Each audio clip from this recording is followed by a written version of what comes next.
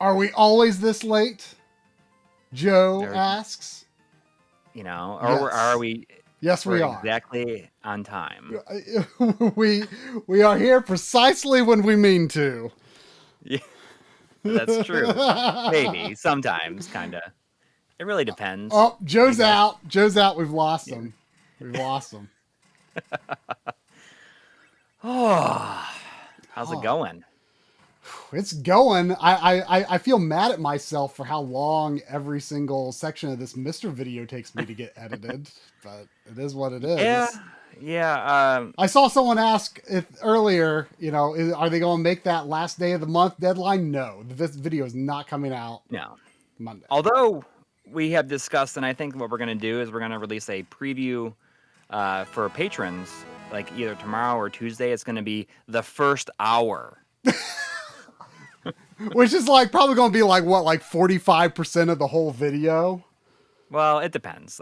We'll see. We will see how much it ends up being, but it should be the first hour. We're going to release a little piece of it. And, there are some people that will say, well, why don't you just release that as its own and then release it to, release the second part? Because it would just take too much restructuring. Yeah, it wouldn't.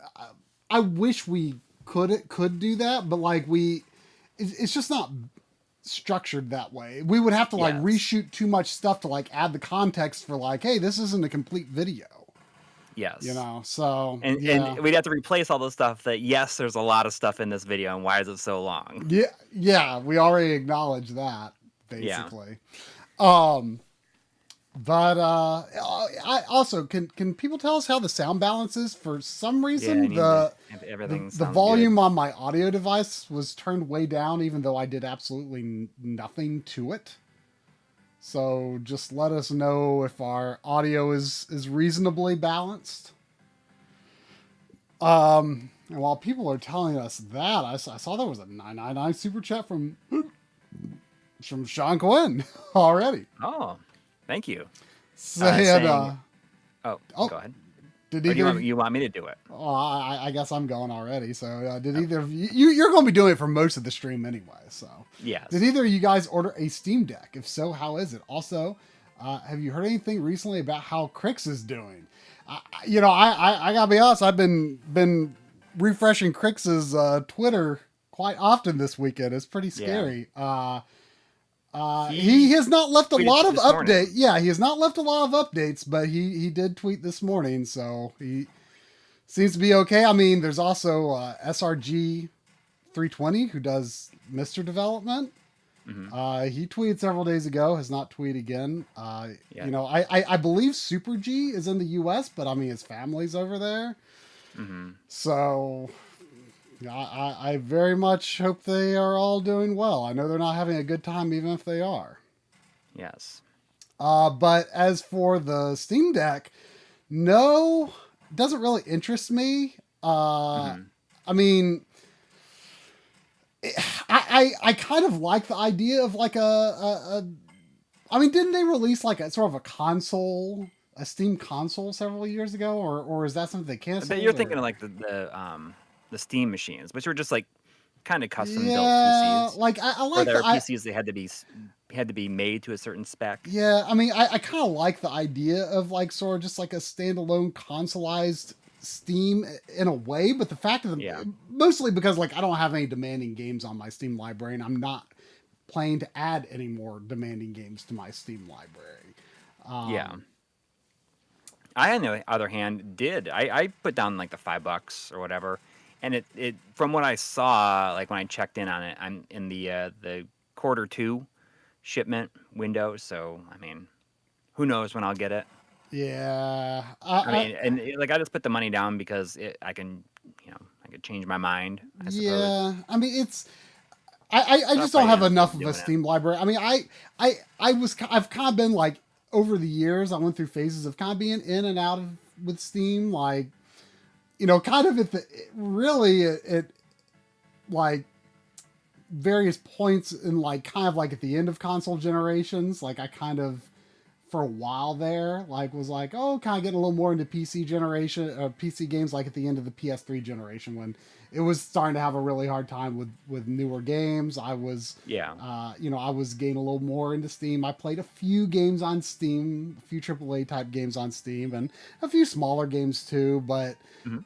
ultimately, like by the beginning of the PS4 era, like I just very much got into the physical game mindset, and Yeah. uh, I, I I even wrote, we're actually trying to keep ahead of our games we played in 2022, and I've already written like some blurbs on the games Mhm. I've finished. And when I finished up Monster Hunter Stories 2 and wrote that, I wrote something in that script saying, it's a Switch game, but there is a PC version. I said, the Switch version has terrible performance. Definitely played on PC unless you're like me and value putting games on your shelf more than you value, Mhm. good frame rates, which I do. I would like to play the best performing version of a game that also lets me put a physical copy on my shelf. That's just how I am. Yeah.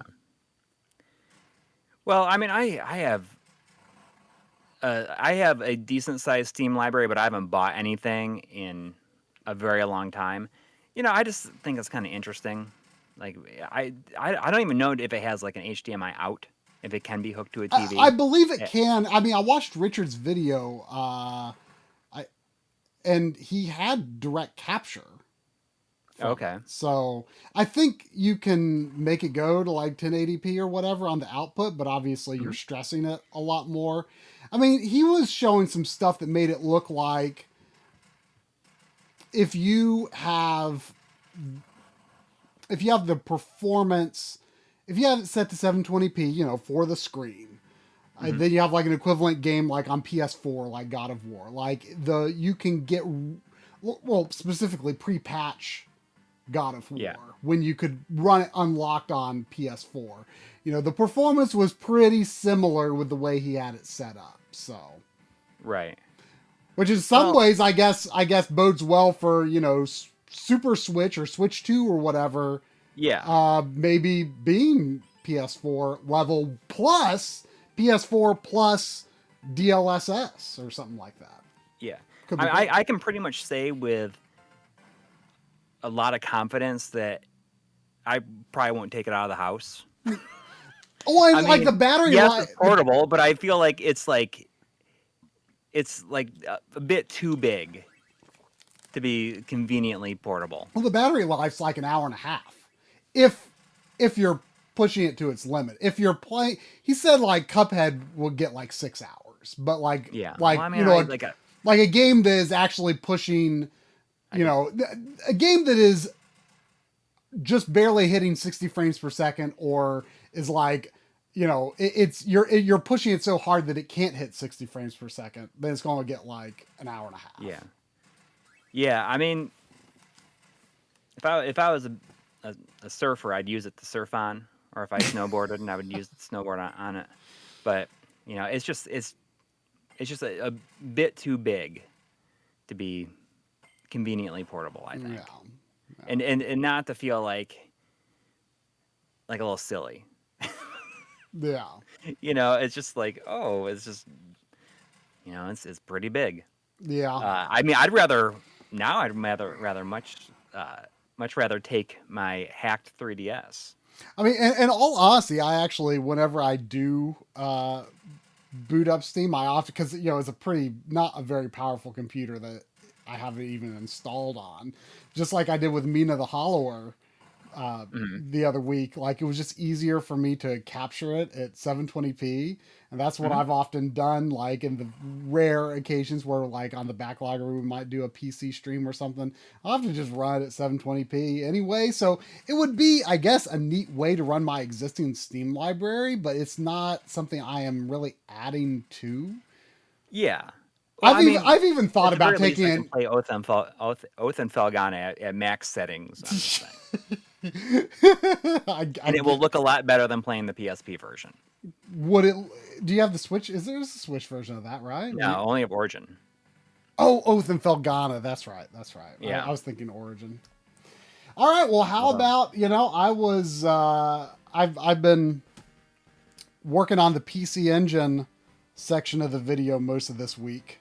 And, there's not a lot of shmups in that section of the video. I always kind of feel like I like to make a statement that PC Engine is like so much more than shooters. Like that's before I got this. That was one I think I would have got the system sooner if that wasn't what it seems like everyone talks about. Well, yeah, for sure.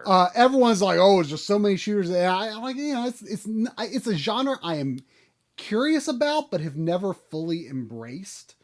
I've only ever really played through all the way to the end of a small handful over the years. I'm intimidated by them. But so I always like to show, platformers and all kinds of other types of games on the PC Engine because there are so many good ones for the system. It's not just shooters. It's a system you will like too, even if you too are not such a shooter guy.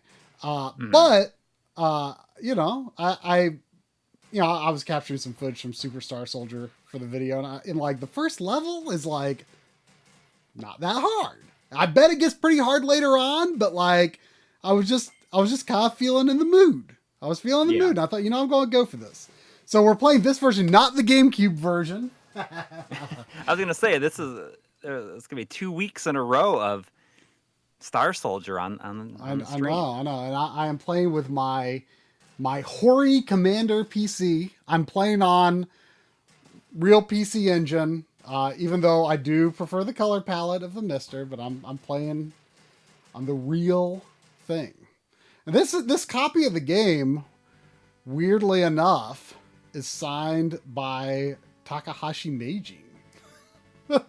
Is this something that he was like? Maybe he was. Well, it's a Hudson like rapid fire. I think this was one of the games he was known for. I think this, or maybe it was the original Star Soldier. Like that's an arcade game, right? I actually feel like this. I don't know. This game you should auto fire in this game actually. So there's an NES version of just a Star Soldier. Oh, okay. But what was I gonna say? This was I can't even remember how this came up. Several years ago, I was talking to Rachel Selesky, and something about Takahashi Meijin came up, and she's like, "Oh, I have a copy of Super Star Soldier signed by him. If I can find it, you can have it." And I was like, "Oh, okay." And she sent it to me at some point, so that's how I ended up with this game. But I was always like, oh, I'm kind of afraid of this game. Do I really want to play it? And so here we are. I think I like the blue, the ripple or whatever you would call that. I don't really know what the other power ups are. Like there's different colors, but then there's like other icons. Oh, you're playing this. I thought this was a demo for a second. Oh, yeah.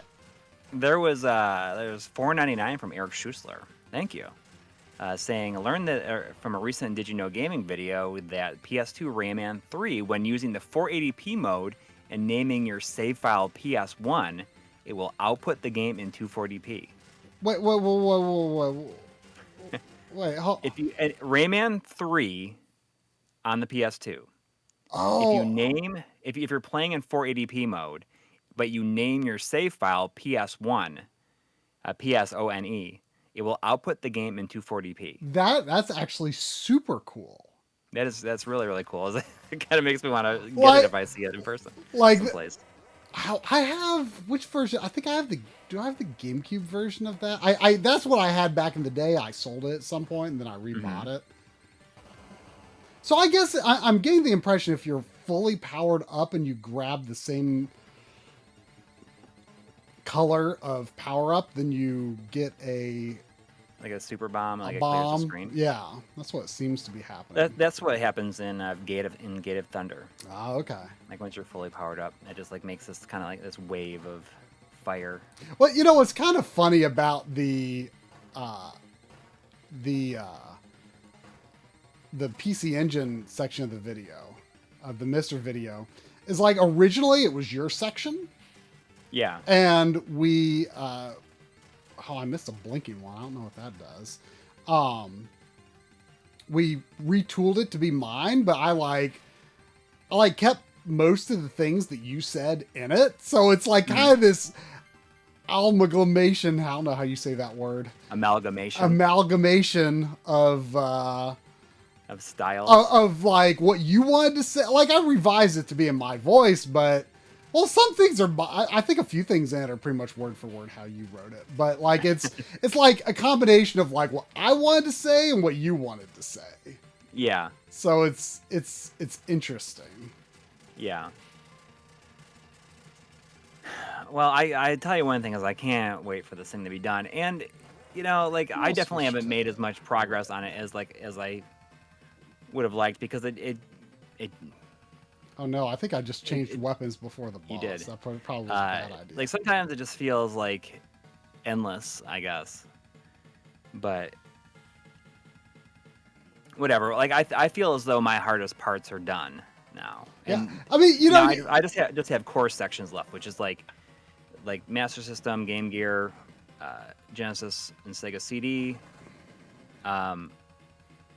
The PC stuff, and I'm not even doing all the PC stuff. I mean, I haven't like there like the microcomputers, like the European microcomputers. Like I had such a hard time getting a lot of that stuff to run, and a lot of that was just because I didn't understand. Like I don't know how they work that well. Right.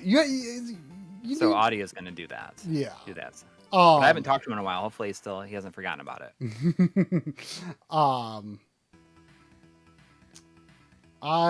This is the farthest I've ever played this game. I've never been to. I mean, it's not that I've died out or anything. I like that background is like killing the compression. It looked weird on the TV too, actually, or on the PVM. I like the fire in this game, actually. I'll try to power it up.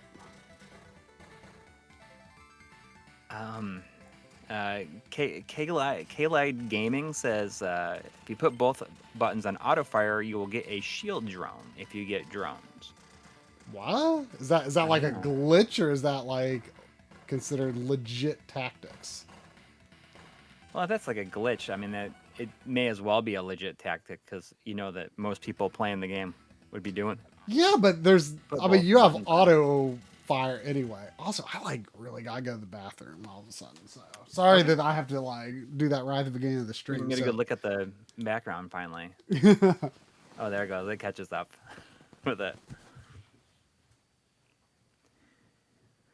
All right. Yeah, we'll see how far he gets.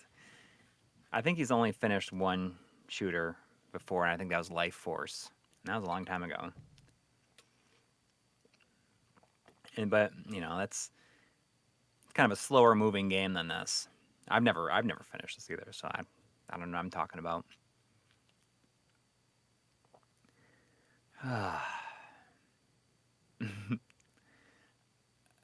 So has everybody had a good weekend? I had my I had my first weekend alone with the dog with Nellie because my wife and my kids went up to her parents yesterday, so it was just yesterday, I guess, or overnight. And I don't know if I can share these pictures. I will try to, but they're killing me. Like how funny they are. So here is like a normal picture of my dog. Hopefully that works.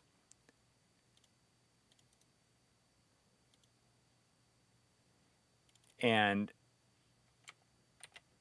I was just like was laughing endlessly at, you know, like a few minutes later, like I'm rubbing her belly and this is what she looks like.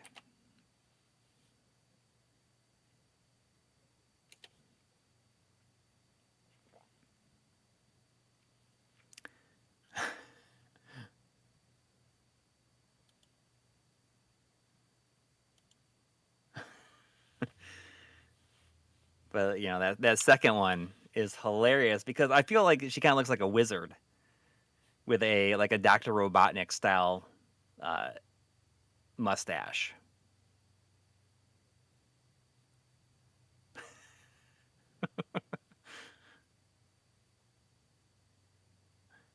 I mean, doesn't she? She kind of looks like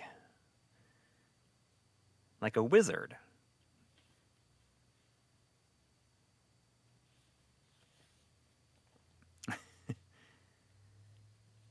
Yeah. But yeah, she's doing okay.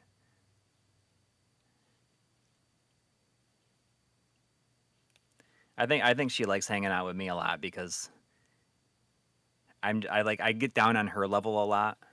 Well, like the kids are usually picking her up and stuff. I like to get down and lay on the ground with her.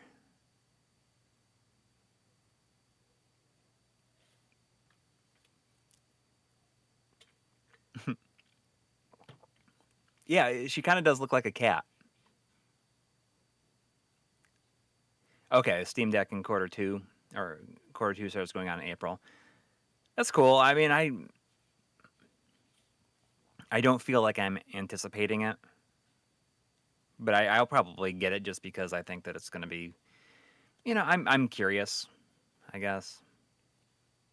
We'll see how much I end up using it.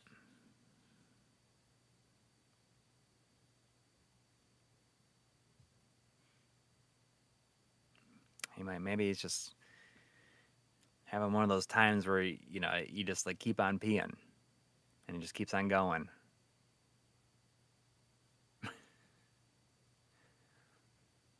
I always think of that scene in the is it the Naked Gun when he was like mic'd up and he goes to the bathroom.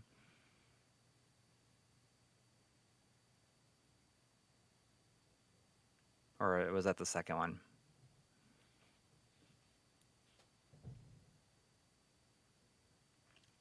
Oh, was it? Was it in Austin Powers also? Well, Austin Powers got it from the Naked Gun.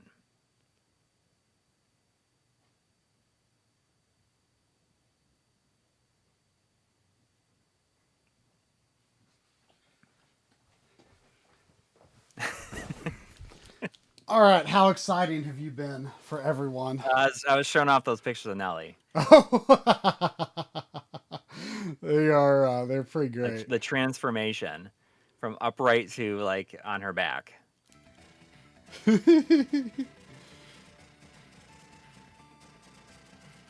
mean, it really it cracks me up because, she just like sleeps completely on her back like all the time, and she will like be like sleeping like a human. I mean, I don't sleep on my back. Yeah, the first Naked Gun is a complete classic. I feel like we were talking about that not that long ago. What's that? I feel like we were talking about that not that long ago. Yeah, about how the first one is so good, and then the second one it gets a little bit too slapstick. Oh man, and it seems like I was doing so good on stage one, and now I'm falling apart. It's just softening up. And this is this is one of those games that if you die, it sends you back to a checkpoint. You just don't fly back on screen.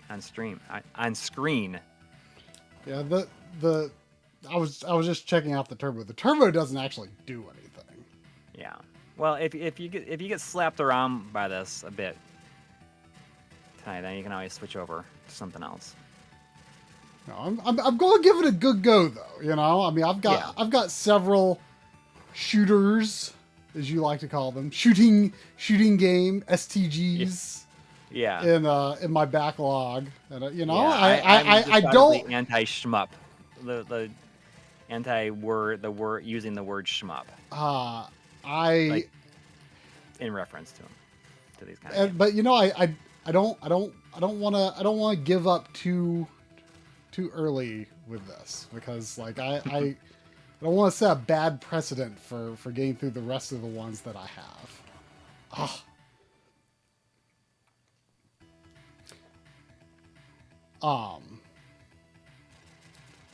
I do though, like if like if it gets to the end of the stream and it's like, oh, there's not enough time to start another run, I do have an idea for something to try out. That I was talking to John for a while earlier today, and he brought up a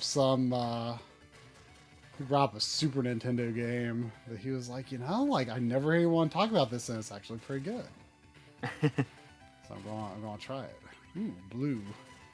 Although it's only really good if I can get some upgrades. I did a little game shopping on Friday. Oh yeah. What'd you get?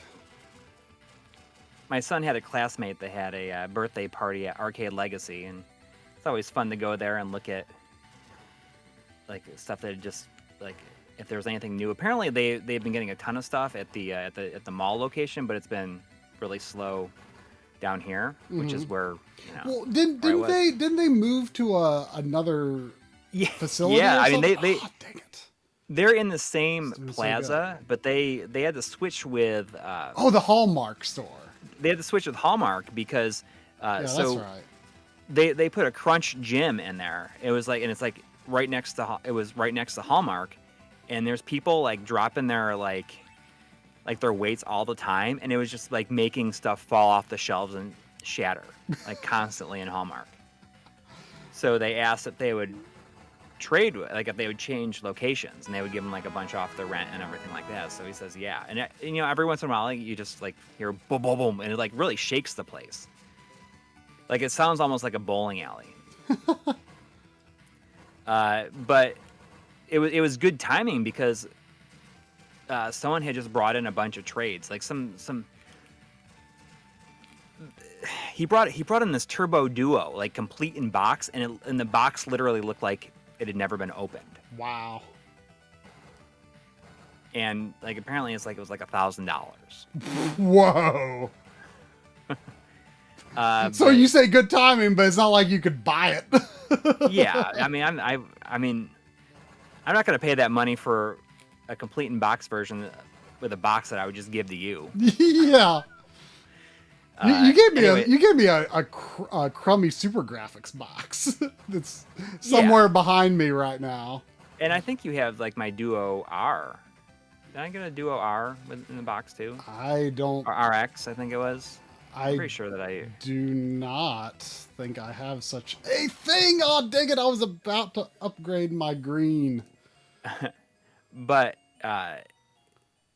there's a couple of other things. Like he brought in a bunch of like 3DO games. How many games. continues there are in this? Oh god, I have no idea. I mean, this is the Japanese version. It's possible it could be different. Yeah. Because there was no number listed on that screen, so there's potential there. Yeah. But a bunch of 3DO games, including like a complete in box Doom for the 3DO, which I guess is like really expensive now. Oh. I did not know. And I don't know, and a couple of Genesis games, and there was one TurboGrafx 16 game, and I was like, like I see these so rarely that I'm just gonna buy it, even though I know so little about it. I'm just gonna buy the game. What was it? It was a double dungeons. I think it's like a first person like dungeon crawler type game. I mean, was it pretty cheap? It was $35. For a TurboGrafx game, that's pretty cheap. Yeah, I mean, it's just in the moment seeing it there, and it's like, I'm just gonna buy it. Why not?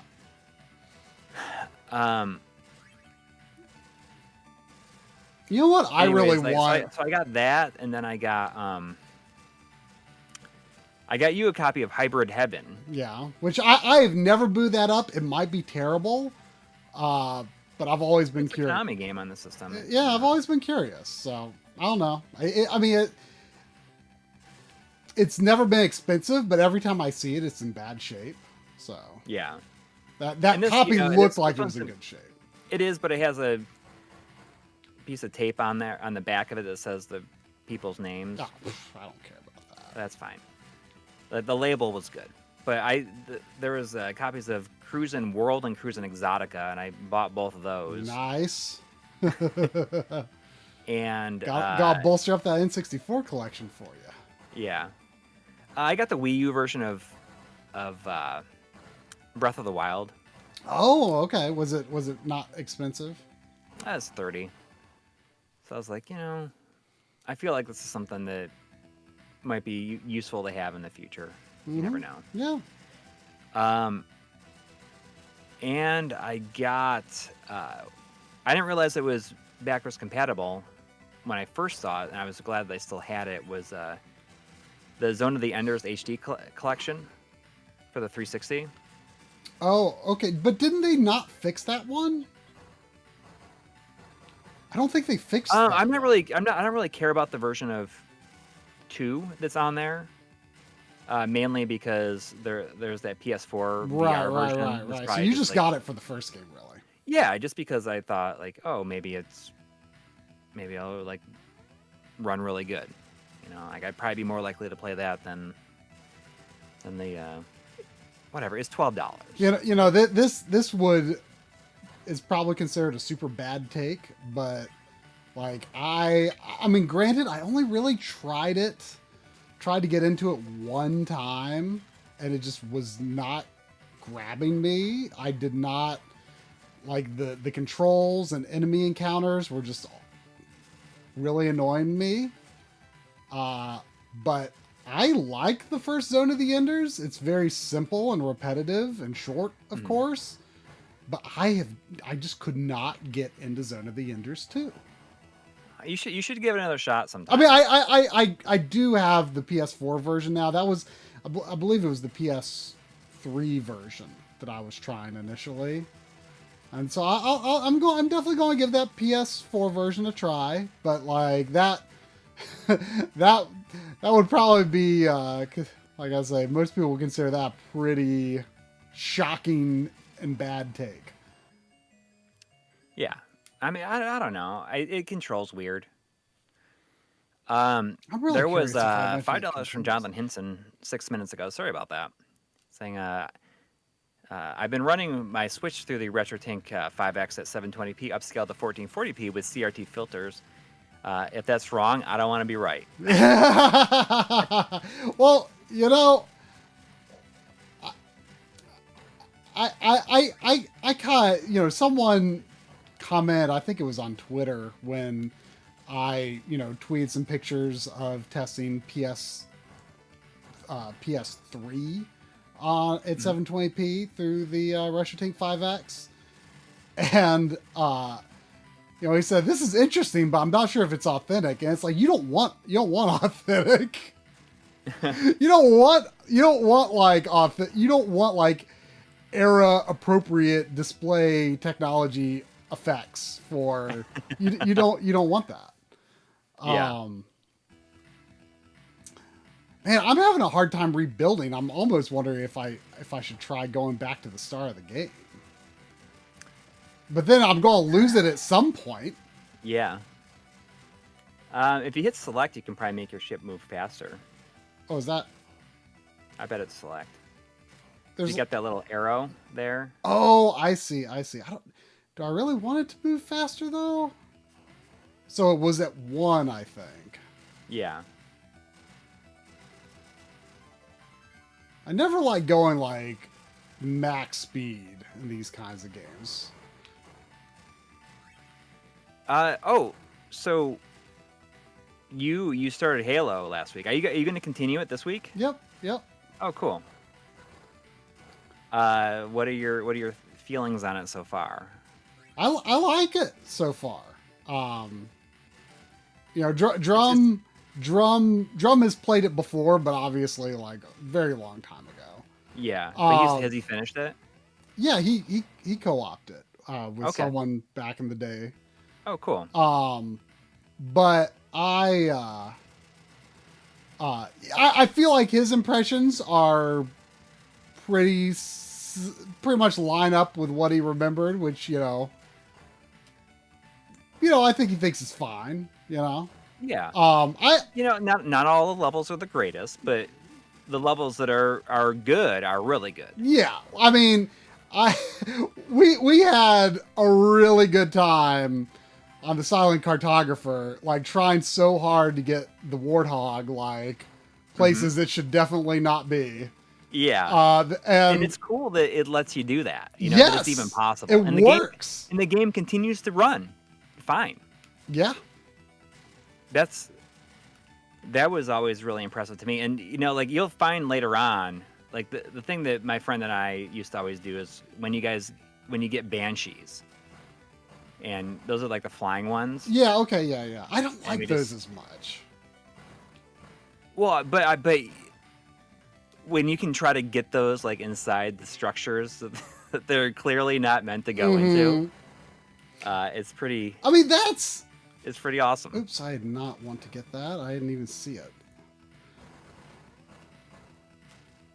Um, like that really takes me. I mean, that's like, that takes me back to stuff like, the feeling of like Mario 64. Like Yeah, the yeah. the feeling of like trying to sort of push the boundaries of this 3D world. That kind of magic of early 3D gaming. Like, can Hmm. I do that? Like, I Yeah. know that that's not really what I'm supposed to do, but can I do it? There's a real fun to be had in that. Um, Kalide Gaming, Kalide is saying spin the drones. So when you get the drones, like try pressing one of the other buttons, see if it does something. They do move, but I don't really know what. I don't really understand what good it's going to do. I'm going to restart and see if I can get into that level with some Yeah. some stuff. And I'm sorry, my stomach is like really rolling for some reason. So I'll be back. Uh oh. Shinjan, you're saying something about people are talking about a Wiimote option on the Breath of the Wild. Like, is that one's? Oh, if they're sealed, they're valuable. But if they're not, then it's nothing different. Now I'm curious. I'm gonna check mine. Hang on.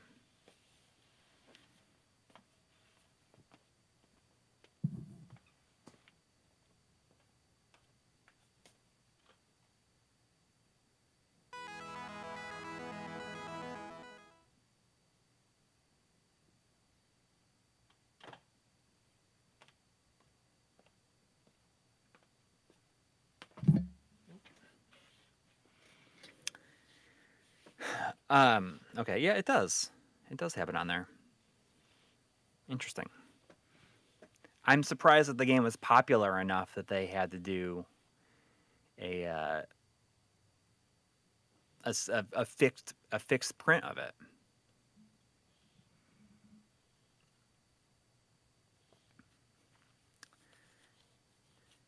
There's $3 from Yo Yo Yoshio. It's just going to be me reading it and commenting on it this time. Saying, sorry I'm late. How's it going? I played any new games? I've been revisiting the Nintendo DS. It has some absolute bangers. Can you suggest any DS games? Style Savvy, um, Cory in the House, Lego Pirates of the Caribbean, um, the Hannah Montana game, uh, um, the Tinkerbell game. What else? Um, what is it? The Sims 2 Pets.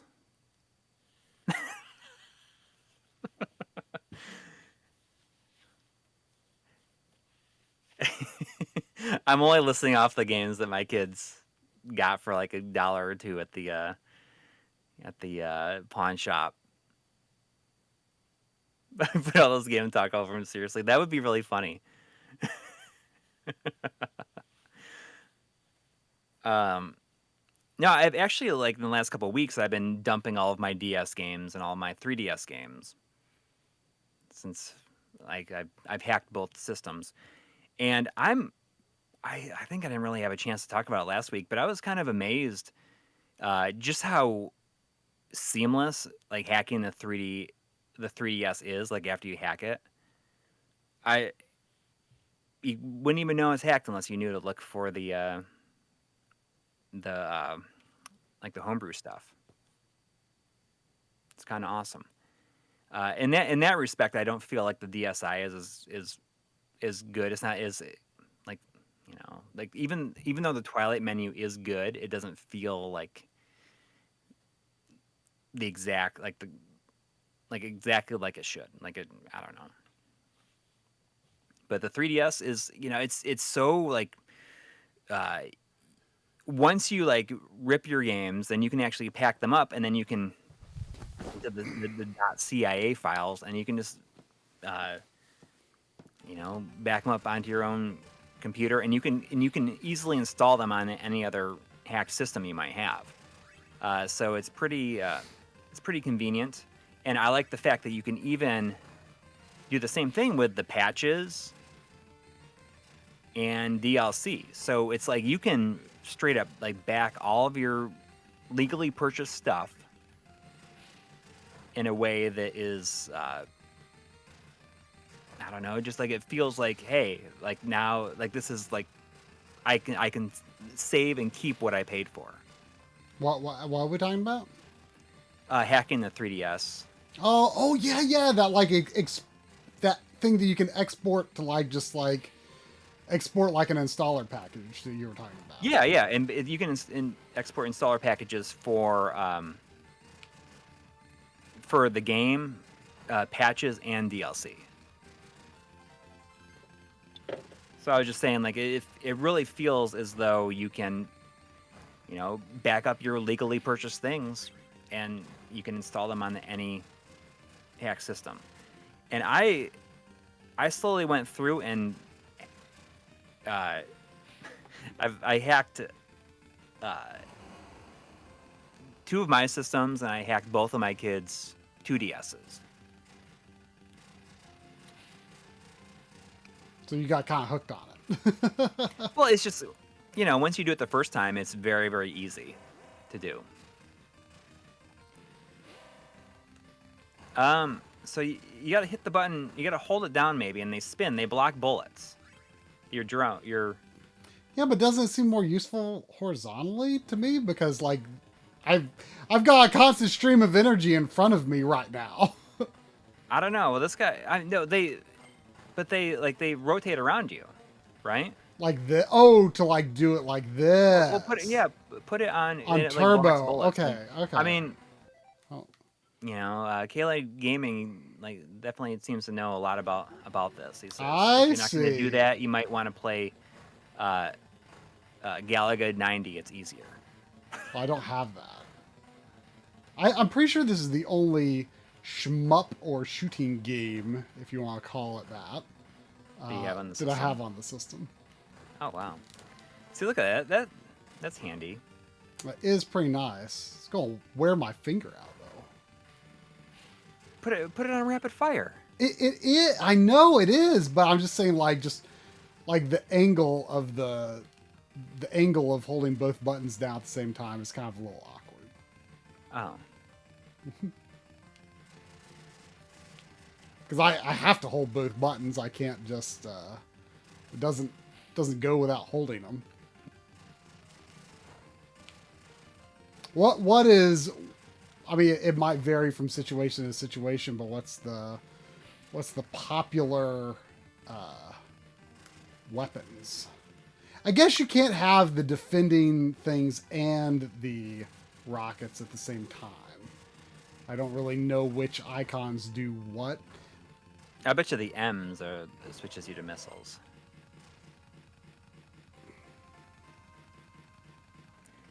But yeah, it like once you do that, hack the first 3DS. Here's what I gotta tell you. If you have any interest in doing this at some point, definitely download Pokemon Picross onto your system because you need it to do it. It's free.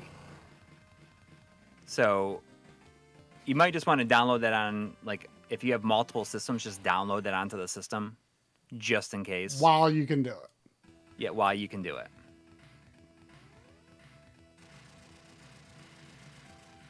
So I did all that to try and get back to stage 2 with something built up.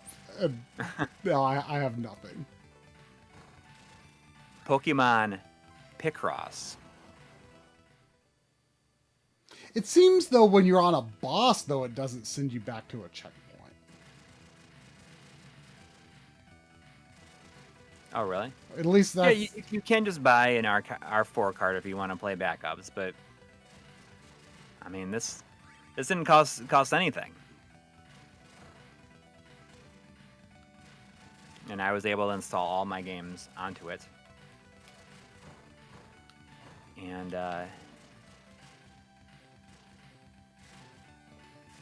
yeah, I mean, and like, you know, I bought my kids like used 2DSs a long time ago, and I just hacked those, and I just like took all the games that they had for it and just ripped them on there. And you can rip DS games as well, but you need to install the Twilight menu to play those. And like, I just don't really, if I'm gonna play DS games, like I've already ripped them onto my DSi, so I'll just play them on that.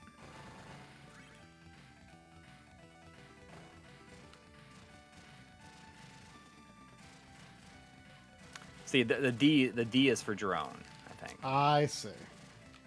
It's weird that they're like, I guess is that all they do? They block shots? Like, you would think they would Like shoot too. Yeah, they'd be like options.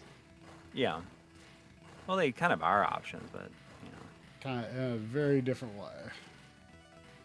When your life's icon is gold, you will respawn where you die. Oh, how is that like situation based, or is it, do I earn it somehow? I don't know. Do you have any good recommendations for DS games? I mean, I listed off some real classics. DS. I mean, Ghost Trick is definitely up there. You know, it's possibly my favorite video game story. It's very, very good. And let's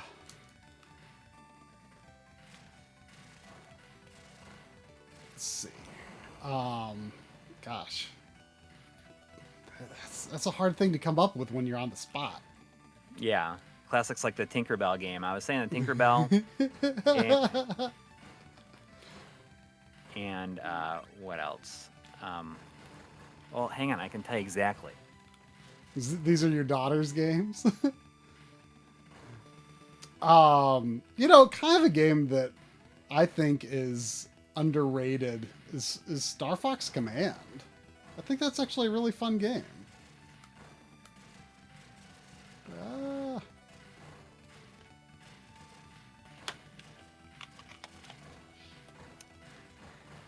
I emulate my DS games, except for I have a very small curated collection right here of classics for the system, such as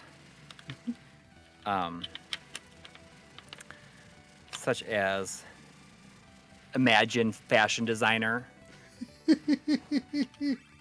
What else?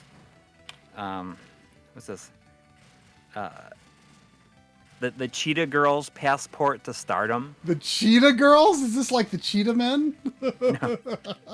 No. What's this? This is we got some Bakugan.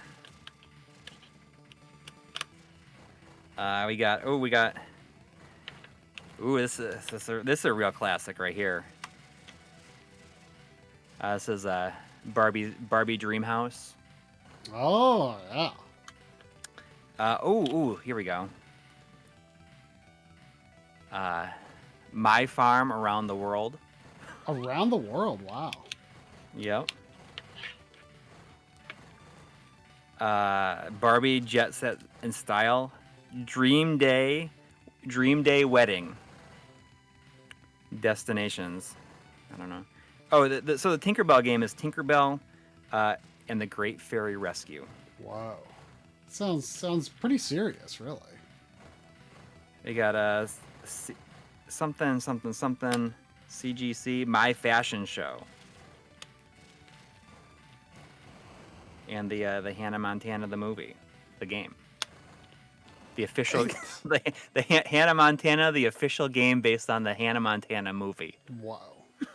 What was King Kong? Was it like the official game of the movie? Peter Jackson's Oh. King Kong, the official game of the movie. That was like the real title for it. Didn't like some developer of Note make that? Was it like Factor 5 or something? I feel like it was a developer of Note. I don't remember who it was though. Maybe. Maybe it was, I don't know. I might be making that up. It might not have been Factor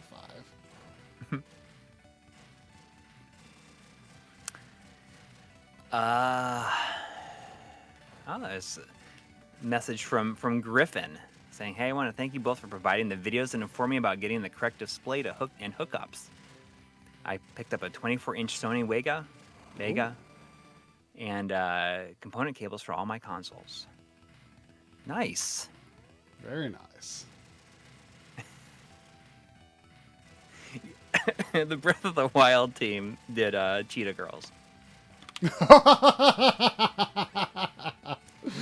I wonder if we could link the Cheetah Girls to Breath of the Wild somehow. How many degrees of separation would it take? Should we try it? Do it. I think you're not. I think you're going to strike out. I have a feeling that Cheetah Girls is not a Japanese game. It's not, but I'm saying like, what is this like based on like a TV show or something that I'm is someone without offspring I'm unaware of? Like are these girls? There's no credits. Ah. But it was published, developed by Handheld Games LLC. Okay, so that gives us a starting point.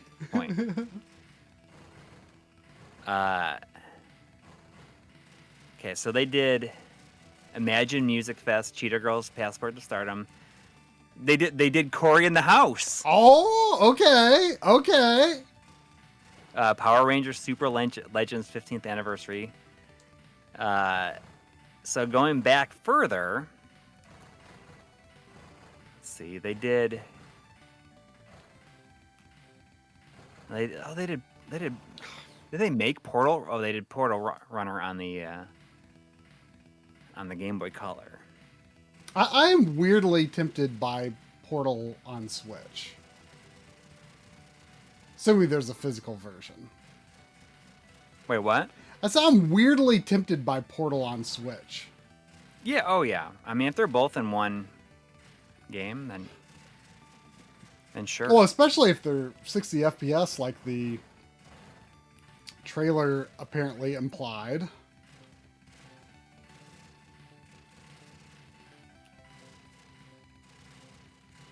Okay, hang on.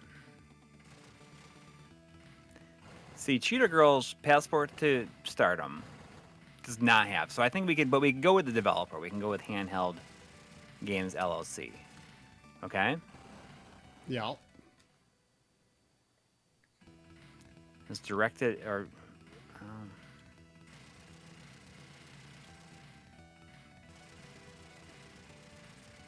so he's this guy Thomas L. Fessler is the CEO.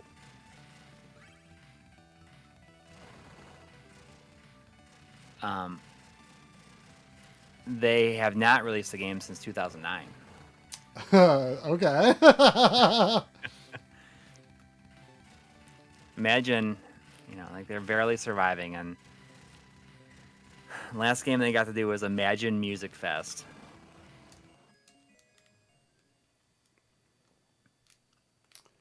Okay, so but before this guy was here. If you go back, he was like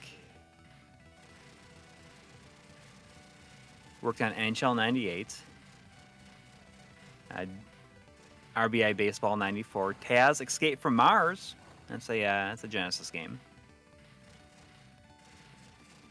Okay. Let's see. Okay, so no, let's see. U.S. developed. I'm sure that there's a way to make this work. It sounds. But I'm not. I'm My, not efficient enough. I don't think. yeah. Man, I might have overestimated this game. The first level of this game makes you feel so good. You know? Yeah. What's the Well, it's probably just like lack of experience, really. So Yeah. I was just, I was getting a feeling like, hey, maybe this one's not so tough. I mean, I've beaten Life Force, which a lot of people like I always downplay it, but a lot of people are like, oh no, Life Force is pretty tough.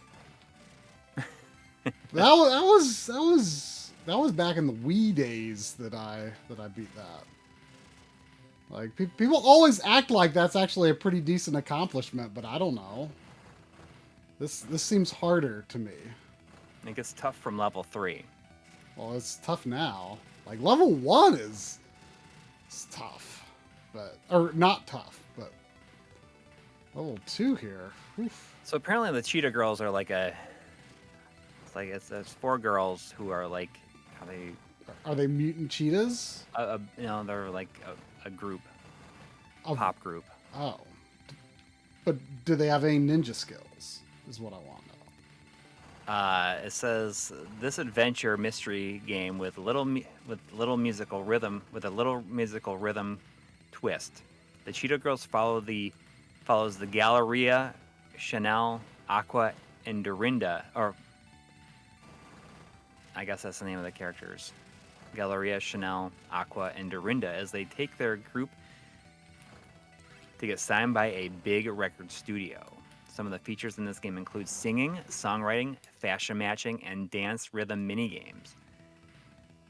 This game also features some of the officially licensed music from the Cheetah Girls themselves. Whoa.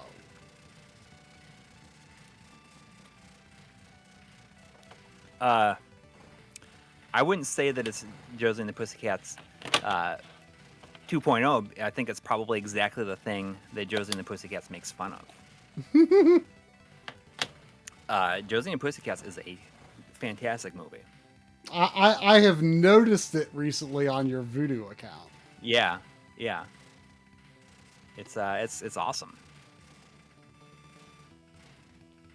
Isn't that like an old Hanna-Barbera thing? It was like an Archie. They were characters from the Archie comics. Okay. Which I don't know if you like how much you know about Archie comics, but it's a few years old. It's been on for like 5 seasons, but there was like a gritty, hardcore version of Archie made that's like on the CW called Riverdale. Oh, I remember seeing commercials for that. Yeah. Yeah, I've seen the. I watched the first season, but like the second season, it just goes like totally off the rails and is just like ridiculous. That's such a weird thing. Not that I know anything about Archie outside of that, really, but like enough to know that that's weird. Yeah. Okay, so it was an old Hanna-Barbera cartoon as well, I guess. I do remember them being in that, yes. Is Riverdale still on? I mean, I know it was around for 5 seasons, but it just got like completely crazy, and it was. I think that they did like a time skip in it, like in the most recent season, and like Archie like went away to war or something like that. Wow.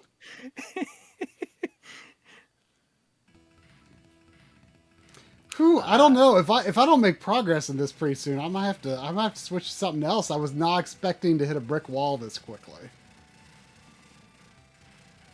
But the Josie and Pussycats movie is excellent. It has a great soundtrack too from the time.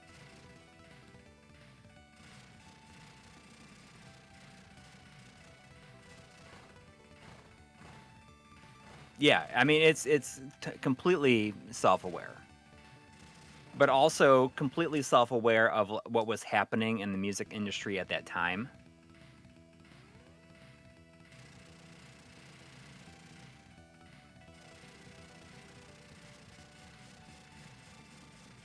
And basically, making like there's a lot of stuff in it that is even more true now than it was at the time. And, like there's some stuff that, that feels surprisingly like on point.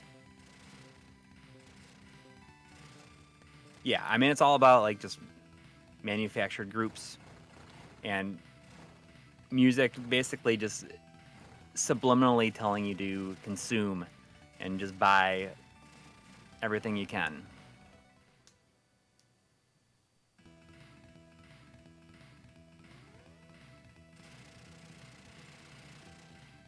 But it's good. It's good. It's underappreciated these days.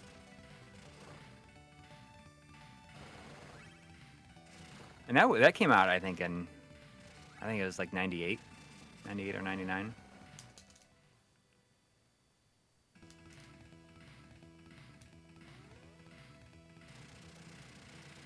Okay, so I mean, you could try out some other ones on the Mister if you wanted to.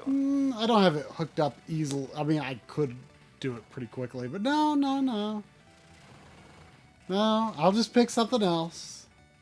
As soon as I game over again, which is going to be probably pretty soon. I mean, it's a cool game. I wish I was good at it. Yeah, you should make an attempt every day. One attempt every day. I don't know if while I'm buried in the Mr. video, I don't know if now is the time, but you get 1-ups like actually pretty quickly. Mm-hmm. And I'm kind of wondering if the Japanese version has infinite continues.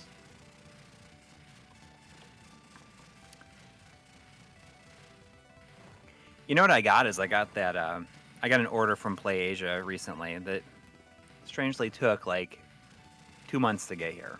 Sometimes it's quick and sometimes it's not. Yeah. I got the new Cotton game. Oh, the new, like the one, not the one like with the the newly bad. developed one, Cotton Rock and Roll. Okay, is it any good? Yes, it was pretty decent. I liked it, and there's like a ton of extra characters in it.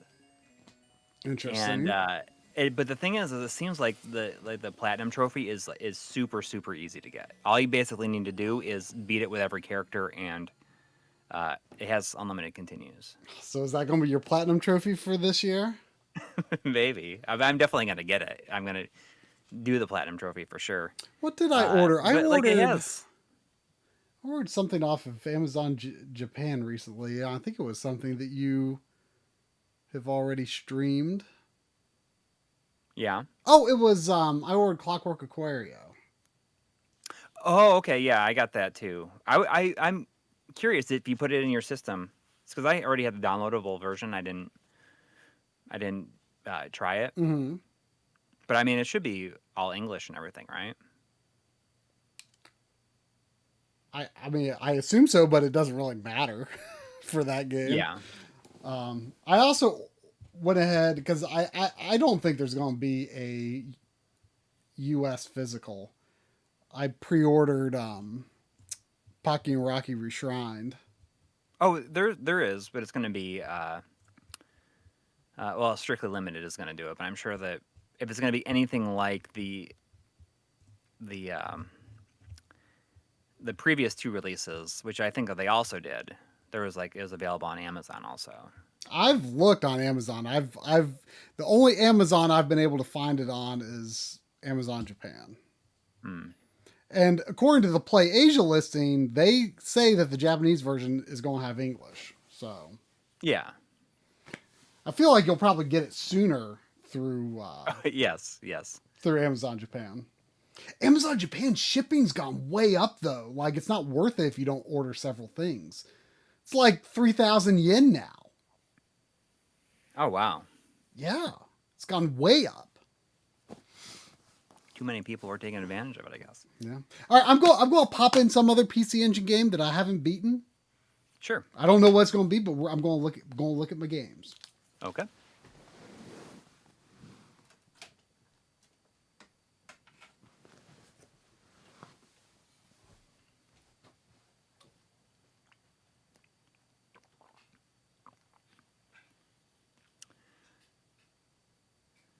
But what else did I order from Play Asia is in that same order because I ordered several things as well. I got Eastward, which has English on it. I'm sure that'll get a U.S. release at some point.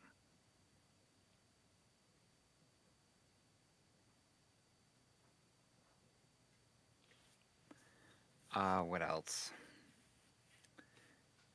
Well, I'll grab them.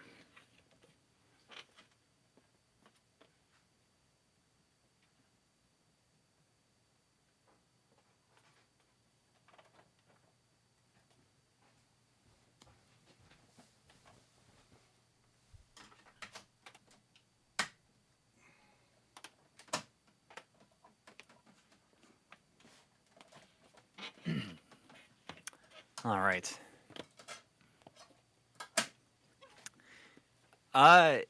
We're working as fast as we can on the Mistral video.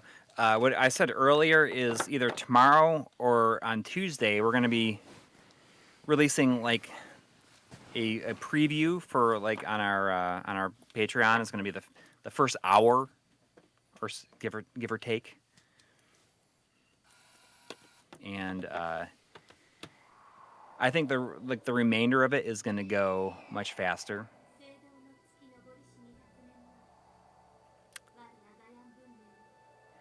But there wasn't a physical release of Eastward, right? In the U.S. I was saying like one of the games I got in this Play Asia was that game Eastward. That kind of looks like Earthboundy. Is it only available in Asian markets? Yeah, but I think that is the. I'm sure that's only a matter of time. So it's in English. Yes. I got that Clockwork Aquario, which I'm sure this is the same one as you, right? The Japanese one? Yeah. Well, because I ordered it from Amazon Japan. Right. What else? I got this. I got the Romancing Saga 2. Oh, yeah. I've been meaning to go ahead and grab those. Yeah, I got the 3 a little while back, and I think that other one is getting a physical release too. Is that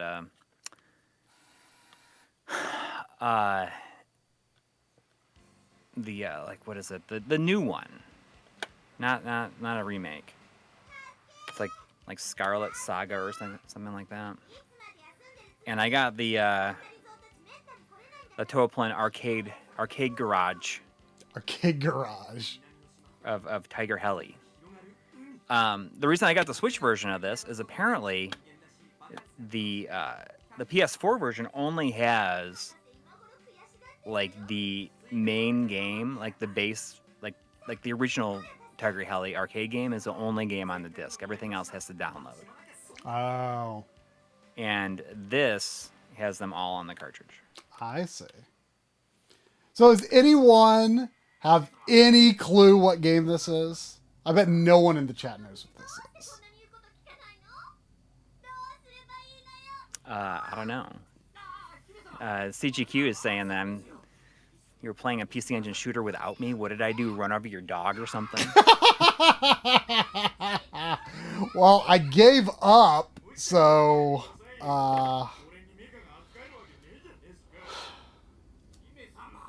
maybe I would have succeeded if I had your energy present. Rubbing off on me. You're the power of your aura. Yeah. Oh yes, there's some people got it. It's Kaizō Chōjin Schbibinman 3, which is a CD game. The first 2 are Hue card games. And there's also Satellaview. Satellaview. I think it was Satellaview game. That Columbus Circle did one of those. Right. One of their things. I like the Schbibin per people are on their beach vacation. Yeah. Like I have no idea, honestly, if these are even supposed to be the same characters as the first 2 games. I don't know, Probably. like- I don't think Schbibinman 0 is. Now, I have no idea what to expect in terms of like difficulty with this one. Like, I don't even know if it has like a save feature if I like don't have enough time to get to the end. It's but I can say that Schbibinman 0 is like one of the easiest video games I've ever played. It's like so easy. Schbibinman. Schbibinman. Kaizō Chōjin Schbibinman. You know, Classic Gaming Quarterly says, I'm going to start calling Streets of Rage Bumup. Bumup. I can't even say it. Bumuppin' Man? No, just like, instead of like a shmup. Yeah. Bumup. A bumup. Bumup. I feel like it was probably a better beam up. I don't know.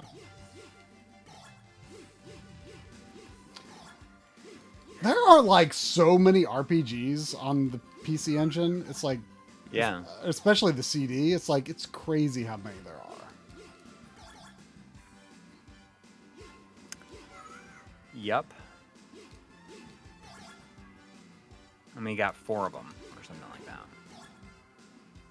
Yeah. Like all working designs, basically, I guess. Probably. Yeah.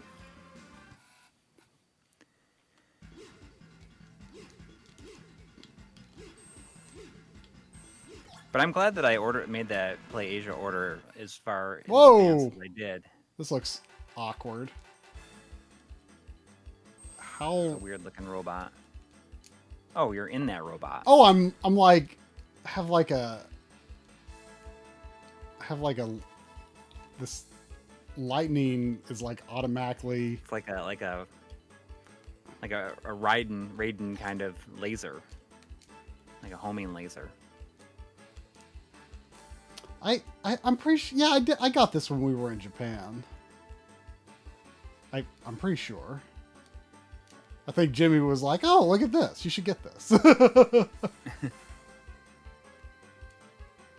Or I can't remember because I can't remember if I told him to look out for it. Like I have a hard time thinking like I would have thought to look for this, even though I have the first 2. Now, I've beaten the second one, not the first. Like, yeah. They're interesting games, but they don't have, like, a very solid sense of, like, sort of, like, kinetic contact, I guess, like, with your attacks and stuff. Yeah. Like, it just feels like you're cutting through paper. Yeah, like, they look competent, but they're, like, kind of borderline, but they're still kind of they're appealing. They're like visually nice looking, I guess. I played a game. I played a little bit of a game, a CD game, and I was just loading up random games for the Mr. episode. It's called Emerald Dragon. It's gorgeous looking. Like it looks like a Super Famicom game, except it's got like a ton of like PC Engine style like cutscenes. Yeah. But like visually, like the graphic style is like very Super Nintendo looking. It's pretty interesting. There is actually a Super Famicom version of it, but it doesn't have like all the cutscenes of the PC Engine version, I believe. Well, I was looking at pictures, screenshots of the Super Famicom version. I thought the PC Engine version looked better. Yeah. Hey, did you see that they announced like new Pokemon games today? I know, like I don't even know when what's that all about? I didn't even know when that was, but like I didn't even know it had happened until like 1 or 2 in the afternoon. I was like, wait, they like that came out of nowhere. Like that is insane. Like, is Game Freak like much bigger company than like I that's the thing. assumed. Like how You know that it's gonna make people angry. It's like, oh, instead of making 2 games, you should just put all these people on one and made it like really good. Yeah. You know, like all these, like maybe these, certain games have had like the things that people haven't liked about them. I mean, it sounds like they're split between so many games at once. Well, Game Freak has never had like much technical chops to speak of. Right, but it sounds like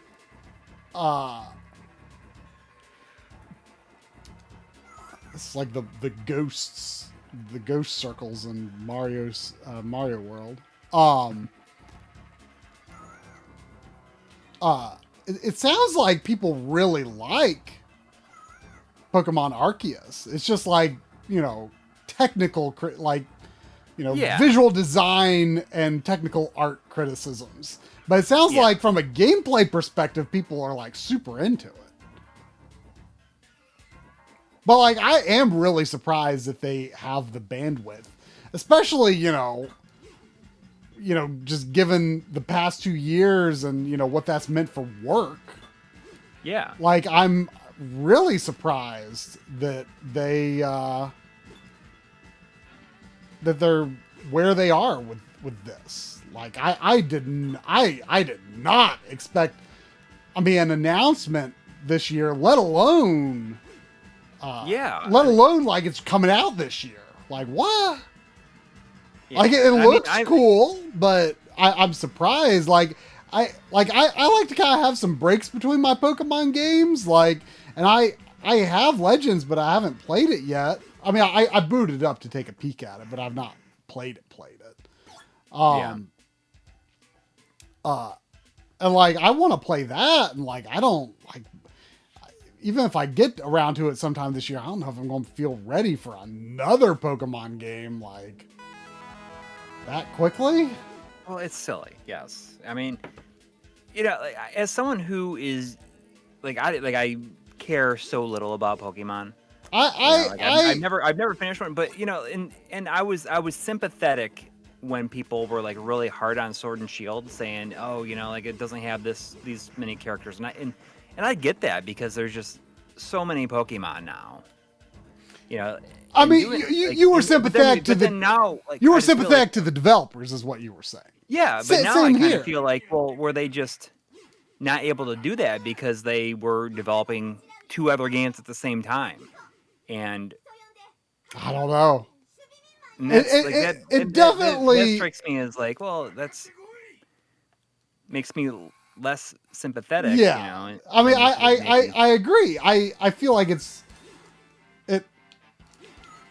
is strange to see this come this soon. I'm kind of with you that I feel like it's kind of not a good look when it's like, oh, you could have like made Arceus like that much better. Yeah, people really like Arceus, and it's. I don't know. They should have put like whoever's doing like Violet and Scarlet. Like they should have put those people on Sword and Shield to whatever. I don't know. Like, but maybe they didn't. Maybe they developed this new one, and I have no idea. Sword and Shield was very divisive. I thought it was fine. I'm just such a whatever Pokemon fan. Like I do not care about the metagame. I don't care about like any, like they're just fun enough RPGs for me to get through. I have a good time with them and move on with my life. It's not, they're not a big thing to me. Right.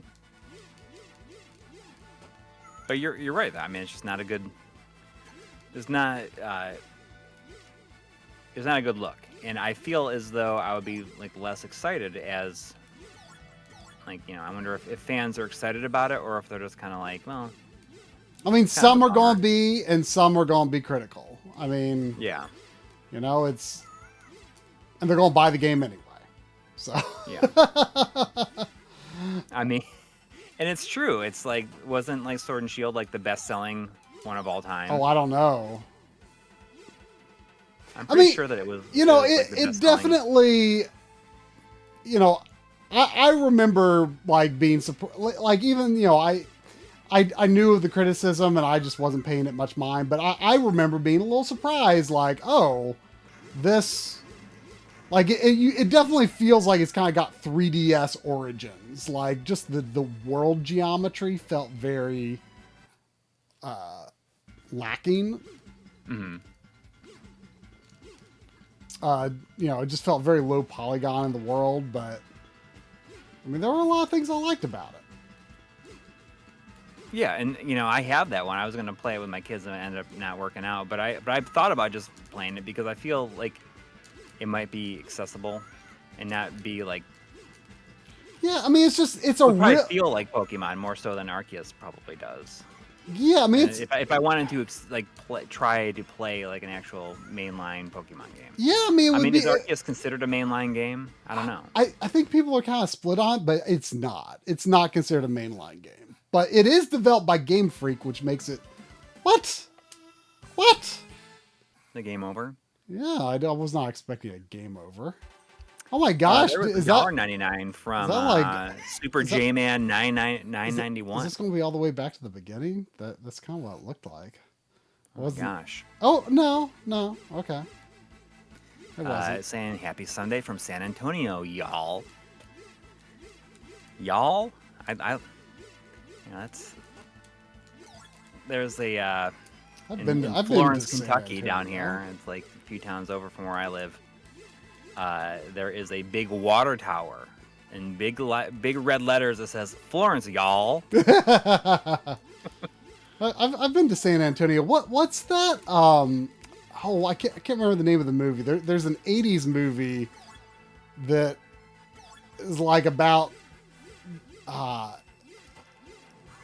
like a Atari, like it's this. Oh, you're talking about Cloak and Dagger. Cloak and Dagger. Yeah. Yeah, I got that movie on remember, DVD. like, I remember being so surprised when I saw it. It's like, oh, like there's like the whole like waterway in like San Antonio. Like, When did I was you like, see it? I've been there. It was, I don't know, probably 5 years ago or something. Okay, so I watched it a whole bunch when I was a kid, Mm-hmm. and then I watched it. It was probably like 10 years ago now, and it is like really violent towards kids. And I was kind of shocked at like they were gonna like blow up the kid's walkie-talkie when he was talking into it. They're like gonna straight up blow up the kid. What? I mean, like the one It's really the hacker awkward guy who going has to the game over cartridge, stream. like he gets like shot through the eye. And it's I don't know, it's like weirdly like just scary violent towards kids.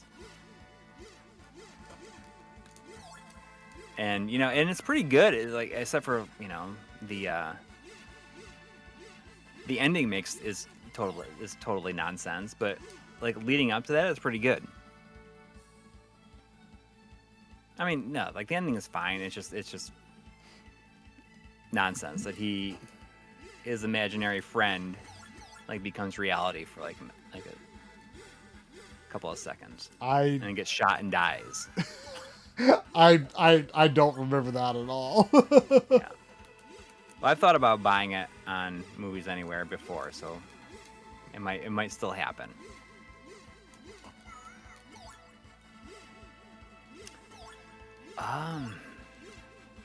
There's something else I was gonna say, but I forgot what it was. I don't think it has anything to do with Florence, y'all.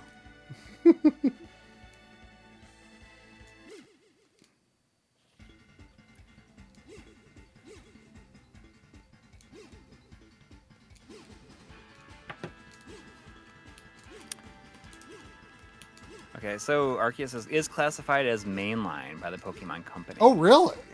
That's Yeah. very surprising. But it's like, but it's not like, would people call it like the whole generation thing? That's like, that's a fan designation, right? Like it's surely not considered a generation. I don't know. It was advertised as mainline in Japan.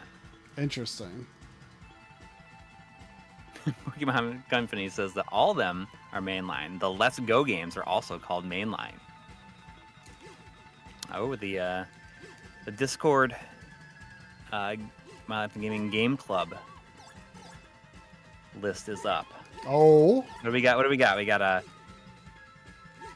for March 2022. There's a Kirby Superstar. Oh. Sayonara Wild Hearts again. Klonoa 2 and Ys Book 1 and 2. Revenge of the Losers. I mean the runners up. I know you should do some month. You should do take 4 games that were like each Try and I's favorite game of each of the last 4 years. Oh yeah. Or 5 years, hasn't it been that we've done those? Yeah. You could split them up. You could do one of us one month and the other one another month.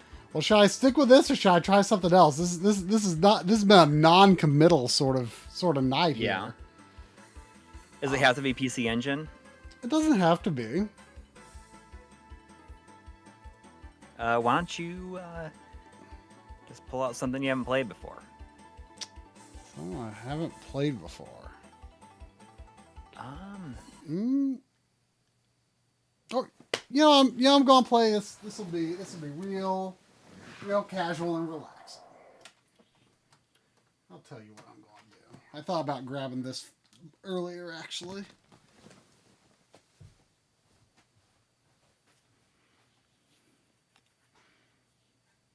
You could hook up that mister. That's what Eric Fox is saying. Hook up that mister. Hey, mister.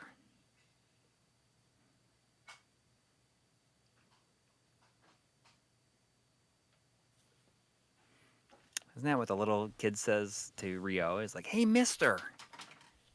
It's like watching over the cat. Or something like that at the beginning of Shenmue. Hey, mister.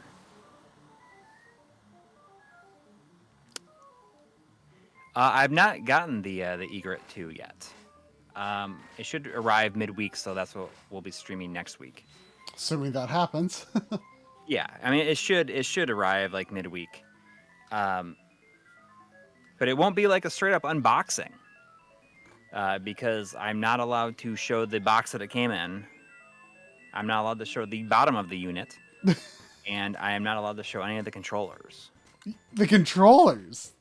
Yeah, because they're all like pre-release versions, I guess.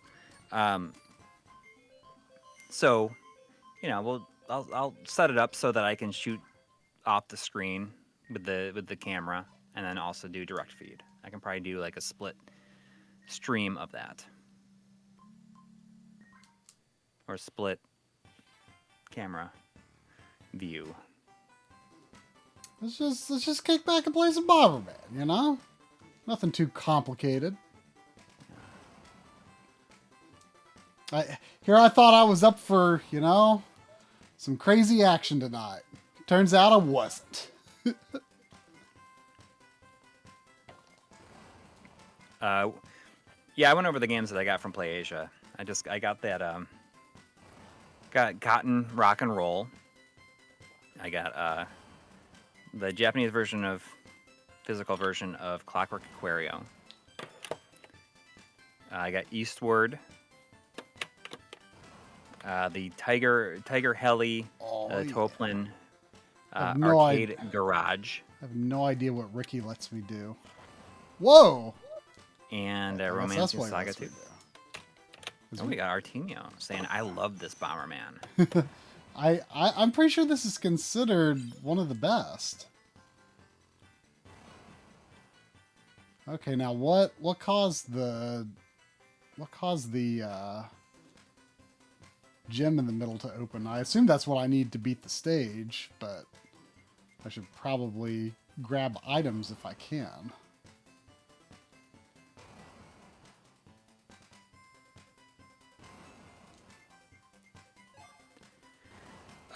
Clockwork Aquario, there was certain aspects of it that they could not recover, so it has some like modern, like newer, like new sprites in some portions, like that they could not recover from the original. But for the most part, it's not really updated much. You got to destroy everything. No, but it's good to get items. I'm not sure what opened up the crystal in the middle, though.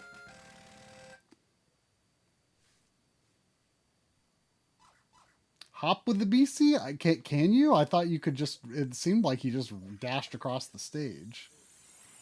Oh, okay. So today is the anniversary of Pokemon Red and Green being released in Japan. That's why there was a presentation. There's $5 from Andy64. Thank you. Thank you. Saying, good evening, guys. What are the retro-style games you're most looking for in 2022? My number one is Teenage Mutant Ninja Turtles. Oh, yeah. Shredder's Revenge, which I keep on forgetting it's even coming. I am excited about that because it's from Tribute Games, which Yeah. I mean, I just absolutely loved. Well, they're the Panzer publisher Power. for it, but Oh, I thought they were the developer. I don't know if Tribute like actually develops anything themselves. I think they're just like a publisher for a lot of these. I'm not sure about that. I'm looking forward to Pocky and Rocky Reshrine. Oh yeah, big time. And that's the main one I can think of off the top of my head. Yeah, for sure. That's a key one, without a doubt. Look at the face on that giant snail I'm about to blow up. This is interesting. I wasn't actually expecting scrolling stages. Oh yeah, that's cool. Like I feel like doesn't even Saturn Bomberman have like totally static stages? I don't know. Wanna say- I don't own any Bomberman games. None? None. That's... Oh no. I'm shocked. Like, feels like you should just have at least one to have, you know? Yes. I've never really understood the multiplayer component of it. Like it's just not as interesting to me as it seems to be for everyone else, but I've in more recent years like kind of found the single player to be more appealing than I used to find it to be. I always kind of liked Bomberman 64. Like that one's kind of a little different. But I don't know. I've kind of come to like just, there's just something casual and no fuss about these games, you know?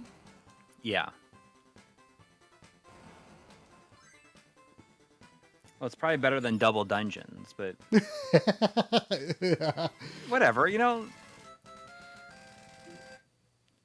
was just, I'd never seen it in person before. I'm like, yeah, I'm just going to buy it because it's here. Yeah. I kind of want like Dungeon Explorer, but that's more of like a shooter, I think. Yeah. It's kind of like Gauntlet. Yeah. Well, we played Crystal Beans on the Backloggery stream the other week. That's Super Nintendo or Super. Oh, dang it. Super Famicom.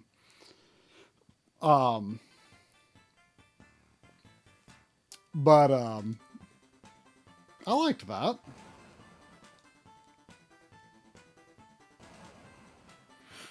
So I died, but I don't appear to have lost all of my power. I can still lay 2 bombs. It's not as punishing as Star Soldier. It's definitely not. So I've been talking to this person on Facebook Marketplace about perhaps getting a real nice office chair, a used office chair from them.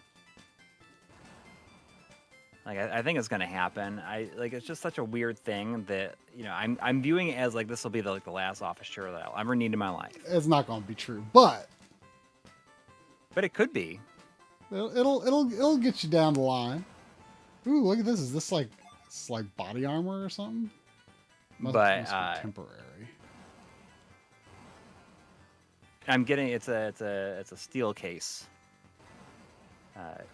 chair, and it's steel case chair. That sounds intense.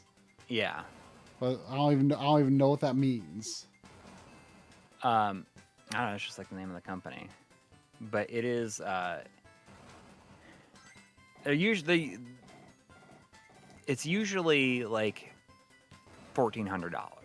Wow. This person has one that's like used, but it's like was only used for a month and then put into storage, and it's $650. Wow. I'm thinking about supposedly an amazing chair. Yes. Ooh, it's oh no! I didn't even get to see what Yellow Ricky does. He just do you see how he just blew up in like a splat?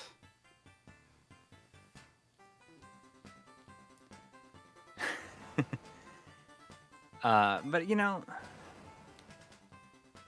oh, so the steel case chairs are the chairs that they use at the control center for the International Space Station. Whoa. That's pretty intense. Yeah. But it's such a weird thing, like the idea of dropping that amount of money. But I mean, what on earth does this do? Oh, can it kick a bomb? No. What does it do? What does the pink do? I hold the button and it just wiggles its butt. Yeah. It just dances. What does it do? It is a gesture chair, steel case gesture.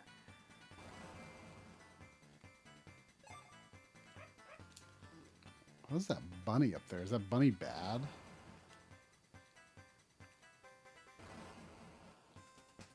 I can't believe you don't own any Bomberman game. No. It's just surprising is all,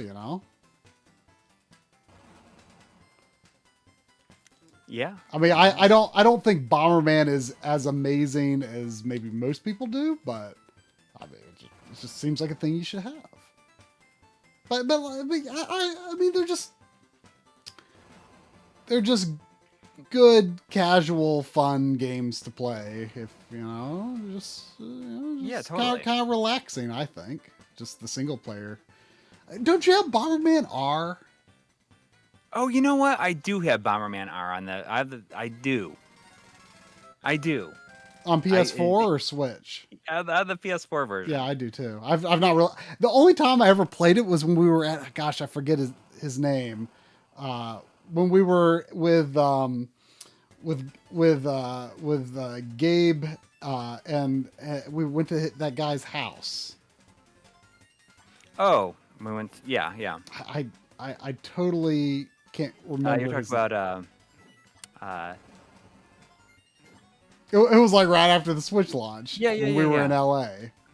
Yeah. You're talking about Greg. Yeah. Yeah. I'm guessing the monkey is the one controlling the giant evil banana. Yeah. Man, I booted up on the Mister. I booted up this really weird. I can't remember if it was a CD game or a Hue card game. It was had this very interesting art style. Just very, very cool and unusual art style. It was this monkey. It was like some sort of like the main character seemed to be a monkey, and you like gave it commands somehow. And I can't remember what it was called, but it had just like such a cool art style. Like it almost looked like something that I would have expected to see more like on PlayStation or something. It had this sort. It was a very like kind of ahead of its time looking thing. I wonder if this game's only 5 worlds. There's probably at least one world after the 5, because I guess you just, and there's passwords, so that's why I thought, you know what, I'm going to play this because there's passwords. I mean, these people, they say the manufacturer date on the chair was 5/21, and they were bought for like an office building that was like maybe going to reopen. Oh no! What have I done? And then they they didn't. So, Bomberman breaking out of the cast. But Henry Clark, what did you say about? You said, like getting a good office chair is like really important. I mean, if I'm going to be spending if I spend so much time in it, not that this one is uncomfortable, it's just that I think that it's probably worth spending the money to get something better at this point. I got skates. Especially since like something like that will likely last me for, like it theoretically could last me for 10 to 20 years probably. I really like the chair I have, although of course it's not a traditional office chair by any means. Yeah. Well, I feel like something like this would be good. So maybe I'll do it. It does not have a headrest. Manufacturing date of 5/20. They also have a brand new one for $850. So I wanted to spend $200 more. I could get a brand new one. I thought you said they were like. They're like $1,400 brand new. But this person has one that's brand new. That's what everyone says about this, is to get this brand, because offices will buy these chairs and then they'll just get rid of them, and they like get new ones every couple of years, and they're basically like like barely used. That's funny.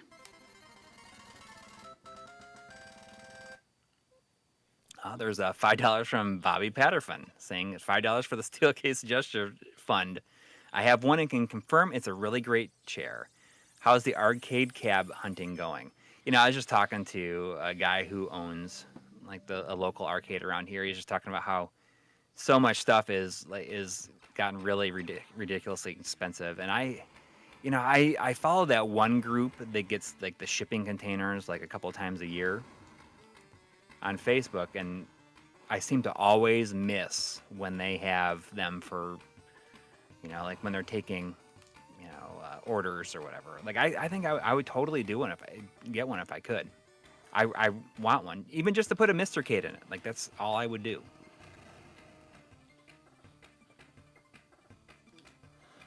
But for the Mr. Cade portion of this video, I don't know if he's still here. CGQ shot some video of his Mr. Cade.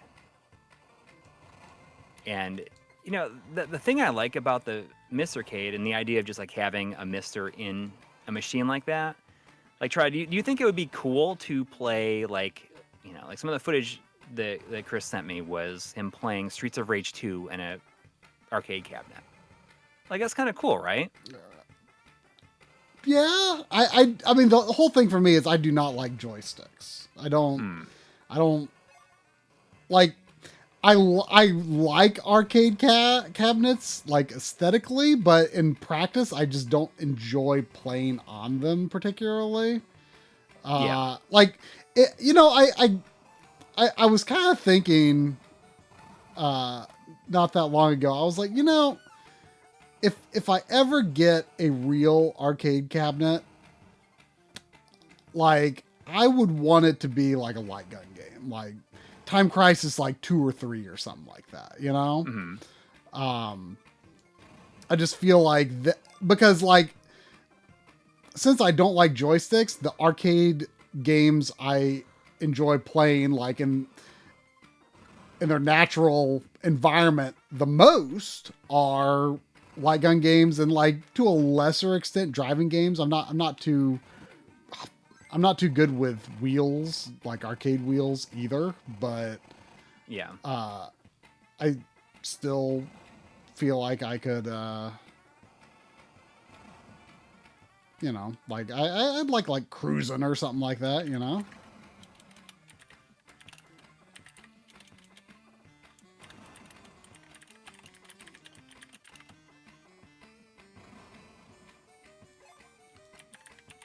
But I definitely think something like Time Crisis. That'd be so gigantic. But like that would be really up my alley in terms of a game I would actually enjoy playing in that format. Yeah.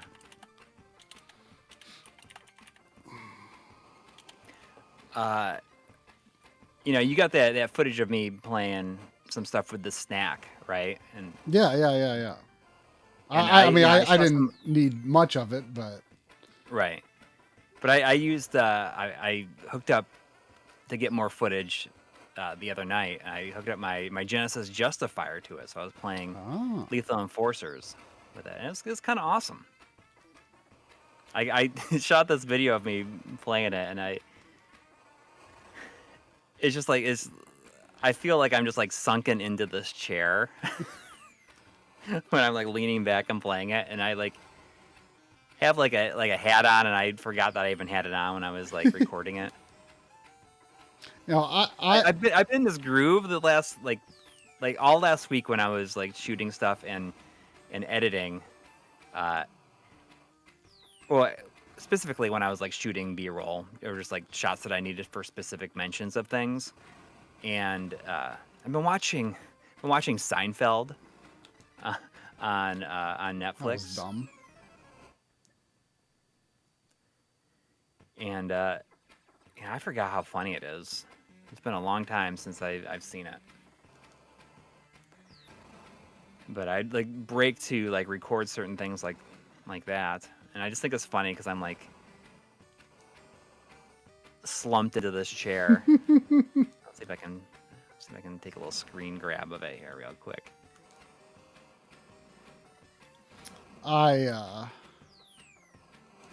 Speaking of snack, I was talking with our little Mr. group that has been helping us research stuff, and I thought something was wrong with the Super Scope rate of fire on Mr., but we think it's probably correct. There was just some mechanic I wasn't understanding, I think, in the Lamborghini game, which was causing me to get it seemed like it was causing me to get a higher top speed on Mr.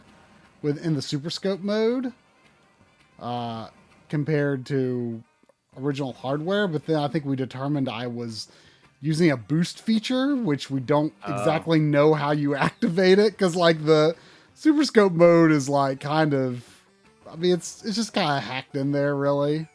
Mm-hmm. It's it's just almost a joke mode more than anything, I think. Oh no! Yeah. Oh no! Oh, I'm alive. How did I survive? Did I have like a armor or something? dang, that webcam chat is going out of control tonight. Oh. Like, I mean, you just gotta wonder. I gotta wonder, is like anybody ever click that and be like, yeah. This, I'm sure this is gonna be exactly what I want it to be. I just have to wonder if it's just, you know, you spam the chats with so many of those. Like, is that just like, okay, we spam it, and like, I wonder how many people actually click through at this point. Like, I guess like that 0.01% that does click is like all you need to make your scammer living. Yeah. I wonder if these fireballs that go, oh no, what have I done? It's fireballs that go from volcano to volcano. Like, I wonder if they can actually hurt me.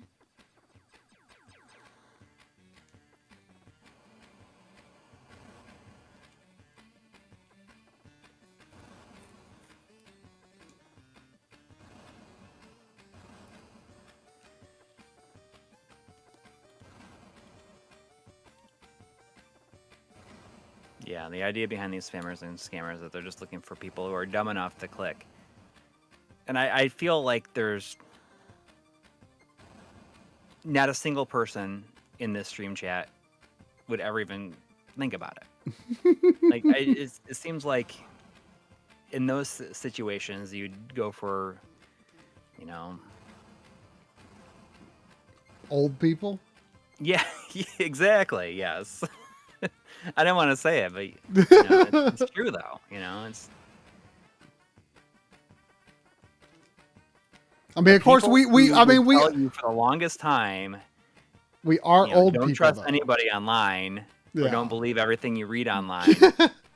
That now somehow believe everything that they read online. Sad but true.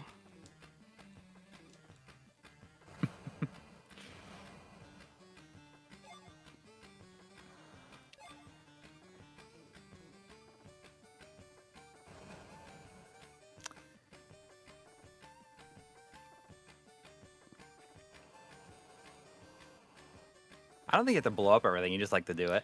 Well, I like to do it because, oh, dang it. Because there might be power-ups. Yeah.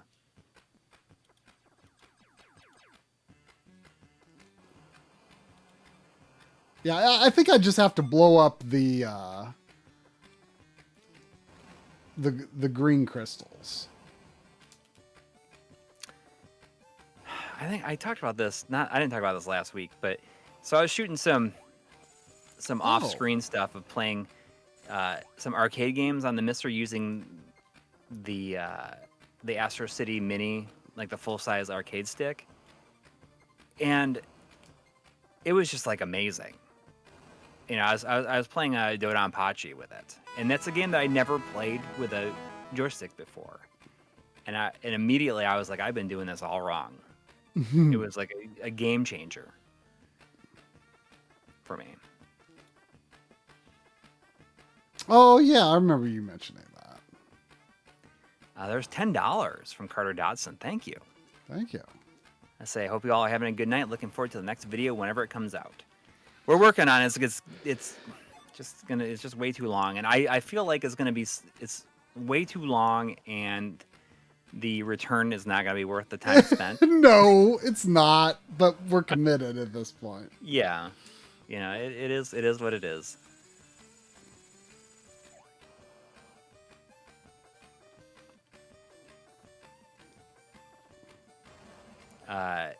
Like I said, you know, like for like, it'll be either tomorrow or the next day. Like, we're gonna release the first hour preview, like on our Patreon.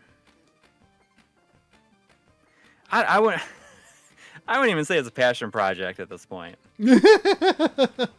We're just doing it because, like, this is what we committed to. Yeah, I mean, I've definitely I mean, part of the reason it's taken me so long to do these segments is I like keep understanding certain things more, um, uh, or And then you like, just got to work things out, figure it out. yeah, like, oh, like, you know, I think if Artemio is still here, you know, we were discussing like the turbo rate of fire on original hardware, and like, can you achieve that on Mister? And like, it just like didn't occur to me like, oh, I like, I mean, it occurred to me later on. I was like, I need to investigate this. This might be something I should put in the video, like Yeah. if it actually matches or not. Um, because it's a system wide feature. It's not a feature specific to TurboGrafx. And I feel it should be. I feel there should be a TurboGrafx specific version.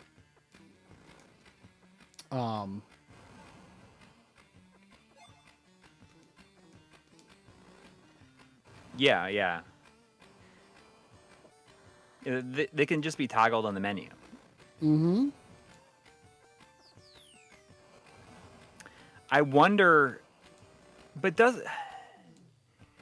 you could also, on the other hand, you could use the 8BitDo PC Engine controller, You can, and that does have adjustable rate firing. but I don't know if it matches original hardware or not. It might. I know that'd be something to be interesting to find out. Like, Yeah, I know Artemio was talking about, like, oh, I'd have to use an oscilloscope to look at that. it would be interesting to find out, but I'm like past the point of discovering For sure, things for like, sure. oh, But just out of curiosity, that was you know what I remote mean? bombs. Remote bombs are the best. There's $1.99 from Dial Up Chronicles. I like that name. It's another great Sunday. Well, thank you. And there's also $4.99 from Bitspasm. Thank you. It's saying, looking forward to a long video. My favorite Mr. Arcade games are mostly CPS2. Street Fighter Alpha 3 is my favorite. What are yours? Oh no. So basically, like, I've really been enjoying the like the Sega 16 stuff.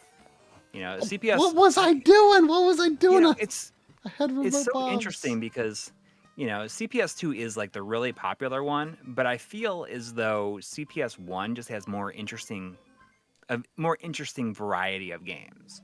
It's not mostly like fighting games. I can agree with that because like you know, I've got that CPS that CPS2 that, you know, we ended up with an extra. Remember that Artemio brought over, and I have no. Oh, right. I have no games for it.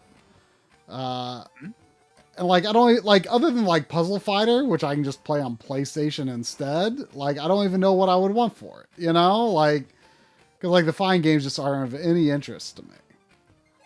And CPS 1 definitely has more things, although, but that's not the same type of platform though, is it? Where it's like got like a board, B board type setup, right? Right. It's not. No, but it, like, there's some similarities, like, but it just doesn't fit together like that. No. Mm. Although there might be a top board, and there is a top board and a bottom board, but I'm not sure if the bottom board is the same for all of them. It's like universal, yeah. Yeah, I don't know, because there's. Like, I'm just talking in the sense of like, oh, like you've like kind of bought into this system by having these Right. parts. You know what I mean? System 16 stuff is not out of beta, which is surprising. He hasn't worked on them a lot lately, but right now he's doing some Data East stuff. A couple weeks ago, he released RoboCop, which is awesome. Like, RoboCop is one of those games that I played a bunch in the arcade, but it's never gotten a true port, and it's very cool to be able to play that.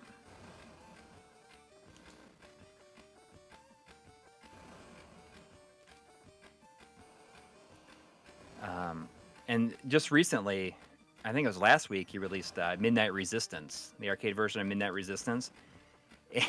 And, you know, playing that with the rotary controller is kind of what makes it. Mm-hmm. And there's no option for that yet. Right now, it just controls like the Genesis game where it just like rotate one way or the other. I'm hoping that he can try to hack it like he did with So with a heavy barrel where you can use dual analog, which would be really, really cool for Midnight Resistance. But it is, and I see the Joes in the chat, and I'm sure that he will greatly agree with me. But just like how significantly better the music in the Genesis version is compared to the arcade game. It's like it is not even remotely close. The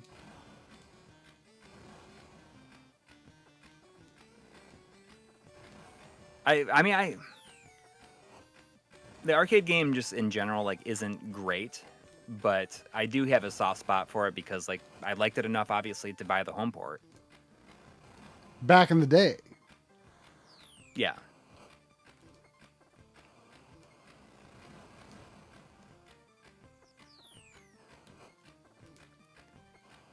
Oh, I didn't know that his fire would go through the crystal.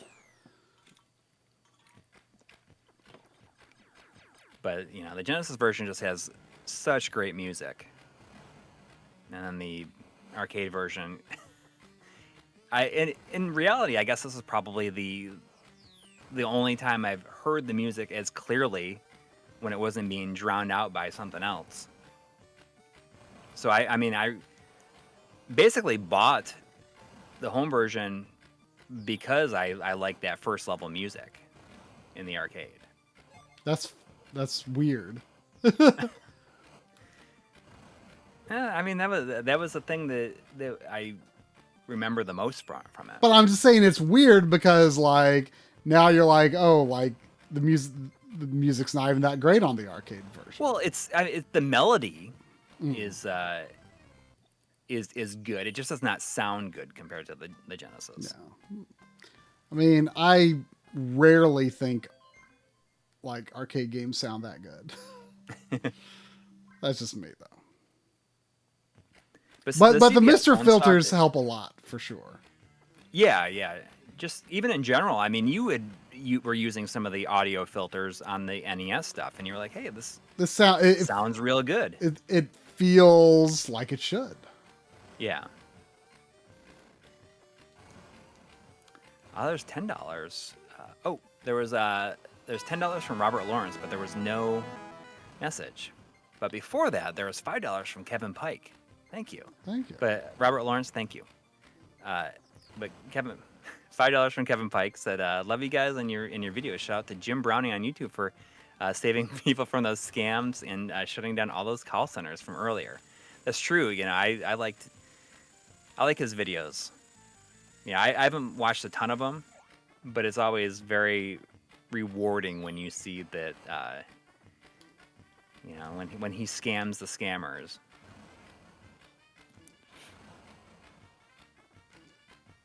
See, there you go.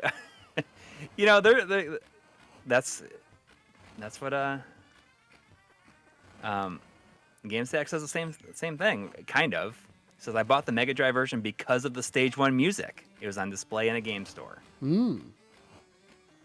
So, I mean, even though like I liked it because like you know, I liked the melody of the arcade game. Like that was it's very similar.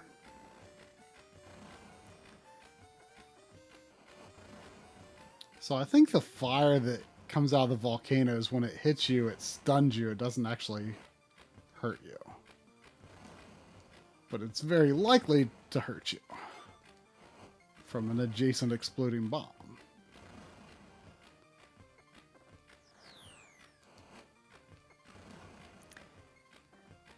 Frank Mullis says, "Corey, that's the same feeling I had about Street Fighter versus X-Men, or X-Men versus Street Fighter. The music in that game changed my life.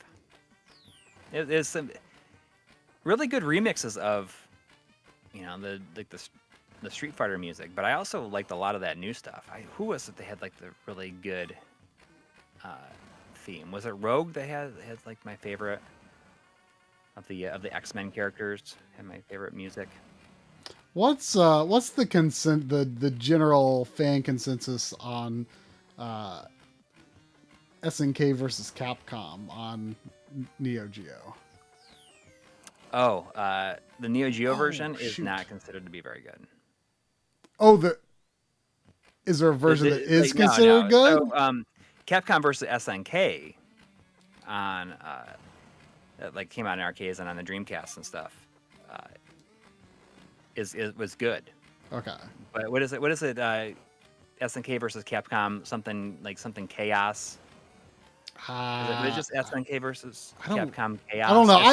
SVG I Chaos booted it up briefly and working on Neo Geo stuff, and I am no fighting game critic, but it seemed weird. Even I could tell it seemed a little weird.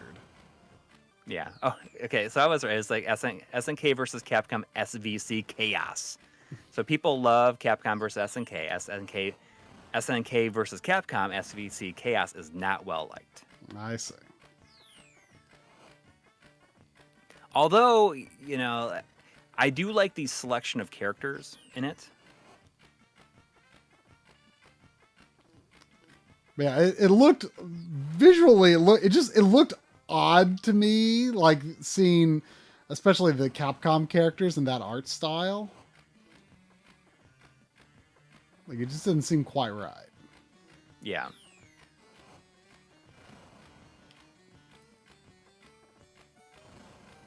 But there's a clip of it in the video, so no one should be expecting any good quality fighting gameplay in the Neo Geo segment. I'm sorry to say. Yeah. Still at it. I mean, I can't believe that this. I mean, you think that they're just like.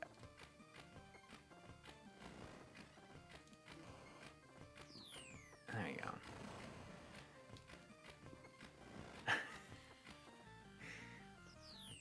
Not only that, but I mean, you just like spamming it multiple times in a row. It's almost like they're spamming it so many times like that because they're hoping that someone will accidentally click on it. Maybe. I wonder how many mods have accidentally clicked on it as they were maybe from the channel. Maybe. Not unlikely, honestly.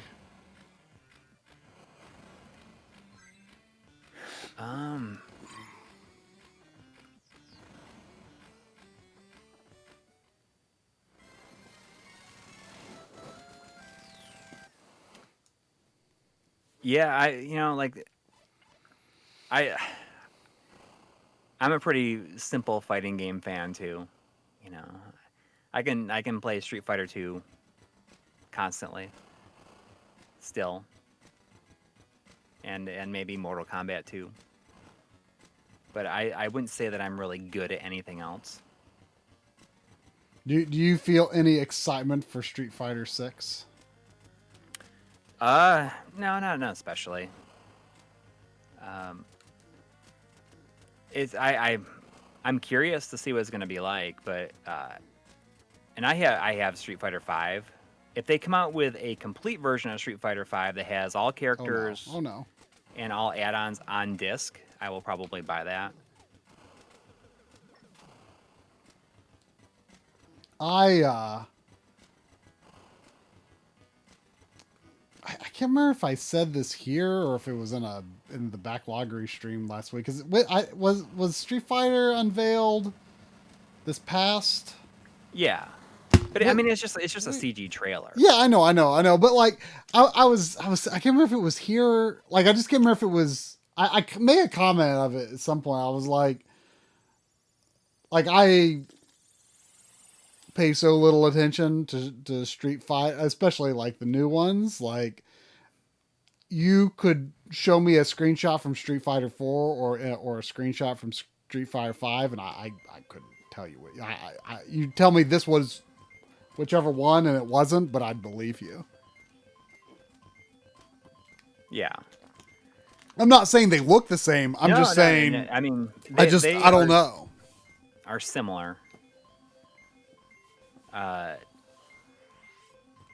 guess they're sort of similar, but yeah. I mean, they did add a single player mode to Street Fighter 5 as like a story mode. It's like a Mortal Kombat. Oh wow! Look at or NetherRealm. It's kind of weird looking, but it's an interesting kind of story effect. mode. But I just had the original version, and I will if they come out with a final version that has all the characters, all the patches, and everything on disc, then I would probably rebuy it. Do you think that this blue explosion underwater is supposed to be like, instead of fire, it's just like energy, like released? Like, it looks kind of cool. Are the blocks are all like Coke cans? Like, it's even got like the squiggly on them.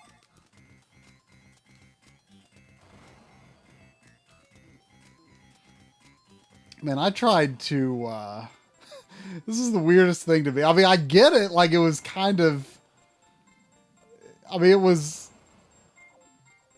good that this process was automated in a way, but I tried to order some food for some carryout food from this Mexican restaurant that I haven't had food from in forever, but I was like, yeah, I want to do that. And their online ordering system was, like a lot of places, like they have like these sort of unified sort of online ordering systems, like whichever one like that restaurant bought into, right? Mm-hmm. Okay, what does the blue one do? I don't really know what these different kangaroos do. The green one runs, but I don't know what the others do. It looks like it kicks. Does it kick a bomb? Oh, maybe it kicks a bomb? I mean, but you can get like a Bomberman kick too. Oh, it can jump it. That's actually pretty cool. Oh. But anyway, so I ordered from this restaurant, and there was this like countdown timer to them accepting the order. And like I guess the whole point of it was like, if the restaurant like does not like accept the order, then like it'll be canceled. And so there was like this, like, I don't know, like 3 or 5 minute timer. And it's like, we'll be accepting it soon. Almost there. And then at the end, like, it hit 0 and it's just like, whoops, they never accepted your order. Maybe they're too busy. And it's like your card was charged, but will be immediately refunded. It was like, I don't know. It was just it was a very weird thing. Sounds like a lot of work for what you're trying to do. I know. And so I ended up getting lunch somewhere else. Yeah. But I'd like to try it again. Like, I wonder if like so few people, like, I have to wonder, like, are so, like, for some restaurants, like maybe so few people like actually order online that they're just like not even like looking for it. Like, I often wonder, Maybe. like, how obvious are these systems like in the restaurant? Like, Well, I most of the time I think that I wonder if people are even ordering through these restaurants' websites, or if they're just using something like Uber Eats or something like that. Which, yeah. But like the thing was, like, you could make an order through like DoorDash, but like I guess there's probably like a fee or something that the store has to eat. Unless they charge more. And there was like this option that I clicked on was like, restaurant prefers this option. And I was like, okay, if they prefer it, yeah, I'll do that. Yeah. And like, because I figured that probably made them more money. But they were probably just like not paying attention. You know? I was just like, but they basically, like, it's just interesting because like I'm surprised that more online ordering systems aren't like that, but it's never been a problem for me in terms of like, you get there and they're like, oh, I just didn't even notice. That happened to me like one time where it was just like, oh, we didn't even notice. Like, whoops, we'll make it right away. Yeah. I'm surprised that doesn't happen.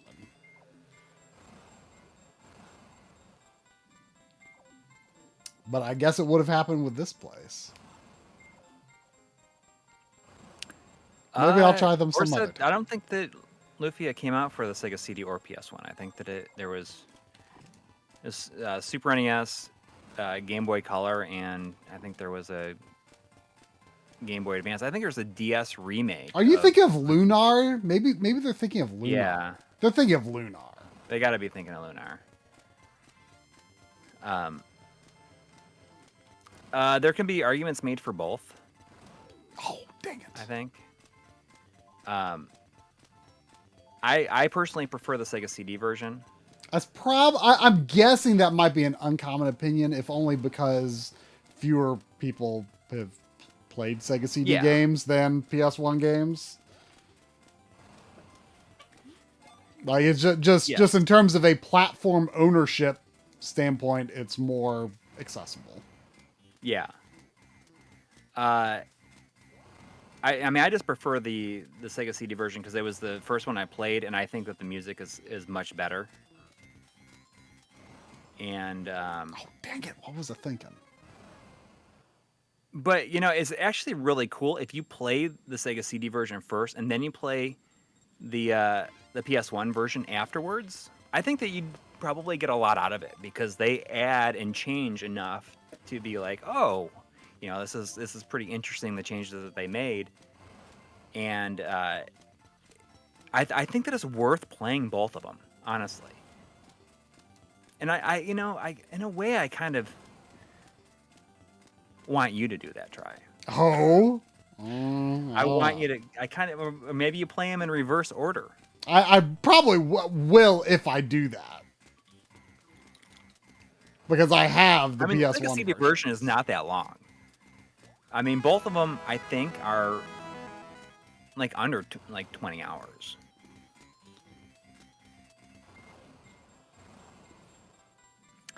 Oh, there was a $7 from Mega X6. Thank you.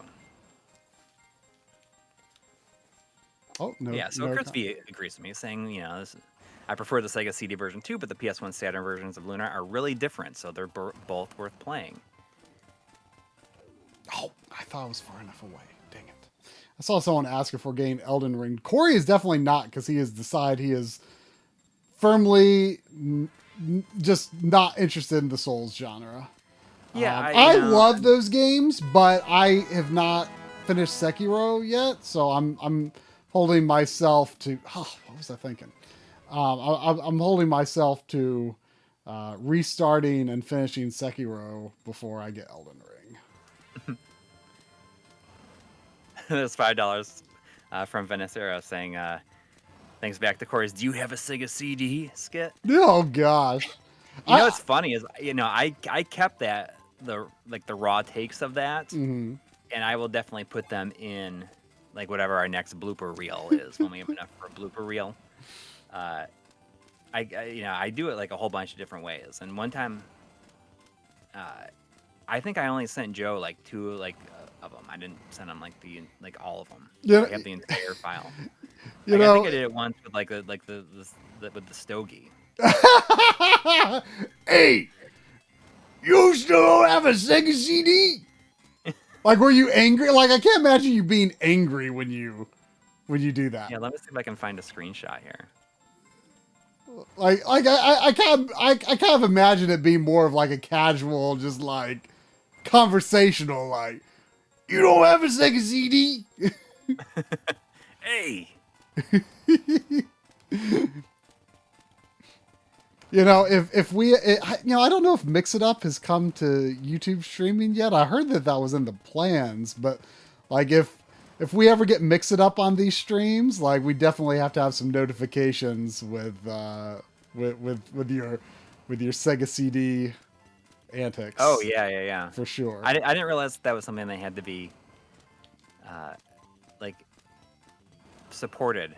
Well, it's like tied into the streaming system. Like people like on Twitch, like they can spend like bits and stuff to like activate the various notifications and things like that. Like it has to be integrated specifically for sure.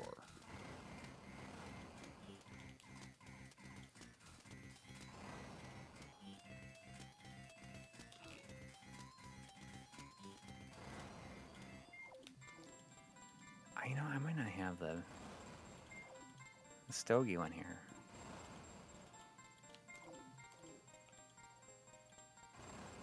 It's 3.5 minutes though. of me doing this.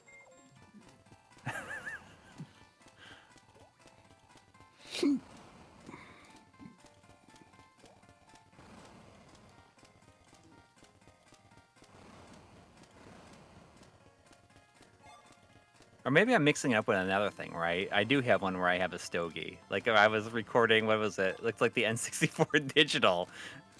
I'm like smoking the stogie.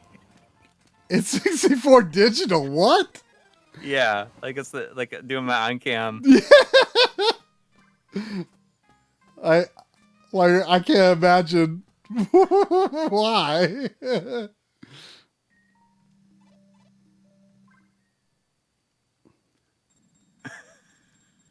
I don't know. It's a minute and a half of me like talking with the stogie though. About the apparently. N64 digital? Yeah.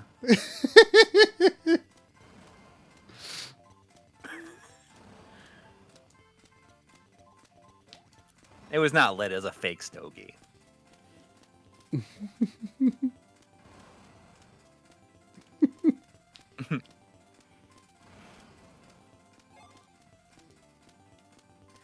Need to finish that last set of gifts to complete the set of them. I can send you the raw if you want to make those. Make the gifts from the raws. Wait, the complete set of what gifts? I don't know. It's Sega CD gifts apparently. Oh.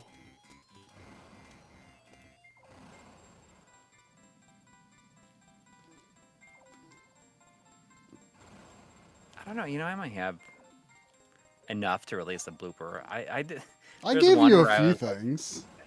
I was like blowing compressed air on the analog pocket, like in a piece of B-roll, and it was like making it like kind of lift off the table.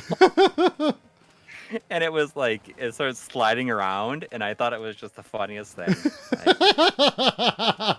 That is kind of funny.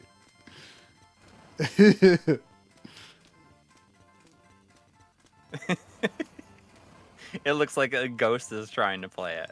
Trying to pick it up.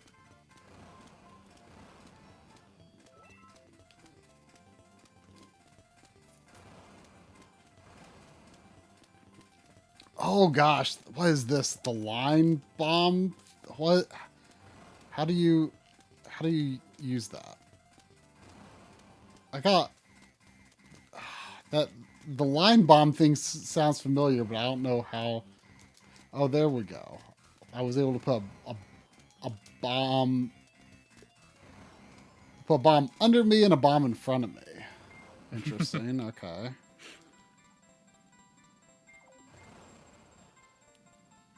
Oh yeah, I see them now. Vanessa sent the stuff on Discord. It's like, you have seen the games, haven't you? You're saying wrong answer. Well, you know, I would like to stand on record that PC Engine CD games are better than Sega CD games. Just saying. Well, you've never played Snatcher either. That's true. I guess Snatcher. Oh no! Oh no! Oh no! Oh no! Ah. Yeah, I think the last message from Crix was this morning.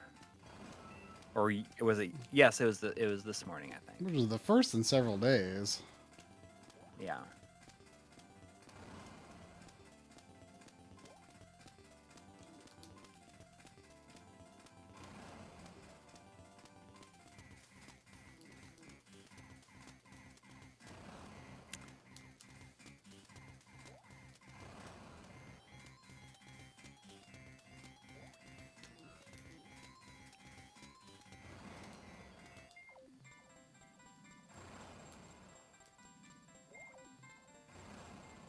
Yeah, I'm not sure if I have enough here for a blooper though, for a blooper reel. How many do you have from me? I can't even really remember what I've sent. Oh, I don't recently. know. I mean, there's. Dang it. I'm not sure if I've used all these before. Some of them are still kind of old. Like there's 13 of them in here.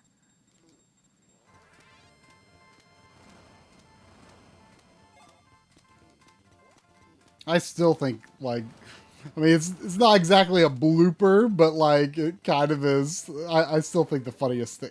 I thought my fire wasn't that long. I still think the funniest thing is when you put when I was unscrewing the GameCube the GameCube GBA link cable. And it was like the screws were really hard.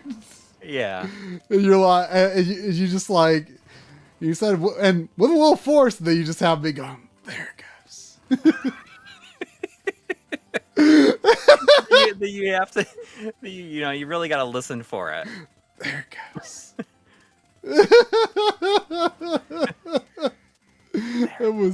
That was, I just like died laughing. That was like one of the funniest things to me that's ever been in a video. There it goes.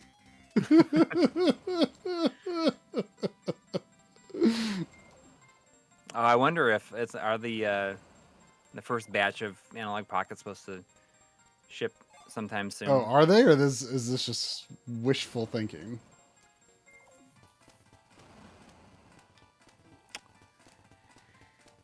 I don't know. I think they're supposed to, but who knows what's happening now? All bets are off. I mean, just like when you think that things could possibly be starting to look up, they're not in any way.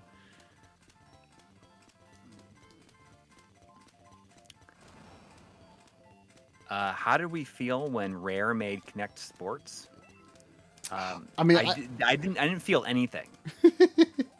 I mean, I guess I felt sad. I mean, I did not have an Xbox 360 at the time, but you know, as a longtime Rare fan from the Nintendo days, it definitely, you know, felt like a sad thing. Yeah. But I do intend, you know, I've not given up on one day finishing the Rare After Nintendo series, and I would like to. I don't know if I would like to, but I intend. Oh no! What have I done? How did I trap myself like that? Mm-hmm. The line bomb is weird. I don't understand it. Like my biggest goal, I mean, I think as a channel, like our biggest goal should be to literally finish any series that we start. Have we ever? No, I don't think we ever have. Yeah, I mean, Analog Frontiers might be the first when that happens. It gets completely finished. Like if we ever promised a follow-up video, it made it. It made it. It made it. The first-party controllers we did. Yeah. People say we should. People keep saying we should do first-party controllers. You know, the ones that we haven't done. Yeah. Up through Series X and PS5, like we should do those this year. Oh, we should. That might be fun. Oh no, I hope I'm far enough away. I know there's one specific person in the comments that really is like saying, "When are you going to do this?" You know, we still don't have the memory card episode. I know, like it's just like it's. we started scripting that. It's like I have a significant bit of a script for that. We have this one folder on our shared G drive, which is like back burner episodes, and let me go in and look how many things are in there, how many documents. I don't really want to know. Yeah, it's horrible. I have to scroll the page for a while to see them all. So these are all like scripts that at least have something written in them. There's that. RGB 211. It's like a Dreamcast. RGB CRT geometry and calibration. There is a save file preservation, transfer, and sharing number 2 memory cards and internal. And that script has. Are you kidding me right now? Wait, which page? Which script? Yeah, the memory card script right Yeah. now. It's just like sitting there unfinished. It's literally 11 pages. There's a lot of like big skipped spaces, but I mean it is 11 pages. That, I mean, that's theoretically that should not be hard to do. I really got bogged down though because like you wanted me to write some parts for it, and I was just like, I don't. Oh yeah. I don't know anything about this. Like that subject is you really. You have 5 pages of a best way to play Super Mario 2D series. Yeah, that's only 5 pages. I'm like right now. You know, so I started writing that. Like I recorded a ton of footage for it too. Like I was gonna make a best way to play of like all of the 2D Marios, and ultimately that ended up on the back burner because you were like, you know, you really need to do Analog Frontiers. Yeah. I'm like, yeah, you're right. So what is this? I have no idea what the idea behind this was. Where we are thinking about doing like our favorite games from each year from like 1990 to 2000. I sort of remember you having that idea, and I was like, I think I was like, I don't know, but I think you were like feeling really enthusiastic about it for some reason. Yeah. Are you not feeling enthusiastic about it right now? No, I look at this list of games. It's like, ooh. You know, someone had a really great idea recently. Yes. That was the games that everyone asks. The games you keep asking us about, which is like there's so many games in episodes where people are like, "Oh, what's that?" And what like, is that game? And depending on the episode, I can usually like guess what it is. Yeah, if it has like a partially naked anime girl in it, like everyone's gonna ask about it for sure. Yes. If it has Shion Uzuki running across the beach in Xenosaga Episode 3, people are going to ask, what is this game? You know, like I can usually, I mean, we're exaggerating when we say that's always what, it's a pretty, like, if there is some sort of cute girl in the game, and it's like moderately obscure, there's going to be a lot of questions asking what game it is. That's just all what happens. What is that game? But yeah, it's not going to be all. But like, I think that's a great idea. I think that would be fun. It'd just be a fun group of, you know, not totally hidden gems, but just like the games that people keep on asking about. Yeah, I mean, obviously they are cool looking games. So, but if it's a Game Boy episode, like I can usually guess what it's going to be before I even click the time code. I'm like, it's going to be Cat Trap. It's going to be Avenging Spirit. It's you know, it's going to be something like that. Like often it's very often it's an RPG. Yeah. Like, what's the one recently that the people have been asking about? There's one, and you sent to me, like, I always know it's going to be this because it shows some character, because it has like a cute anime girl in it on the Game Boy screen or something like that. Was it Avenging Spirit with like when you like you play as like the punch kick girl? I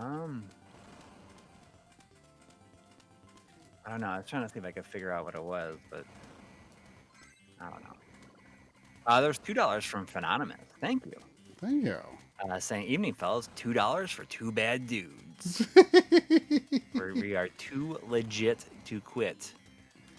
I quit a couple of games tonight, so I don't know. Yes. I don't know. This has not been my finest moment. Like here, I went to the night thinking I was like up for a pretty challenging game, and that did not pan out.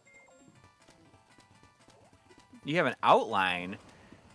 you have a 7-page outline. Oh no! Of the Kirby series. 7-page. How is that even half?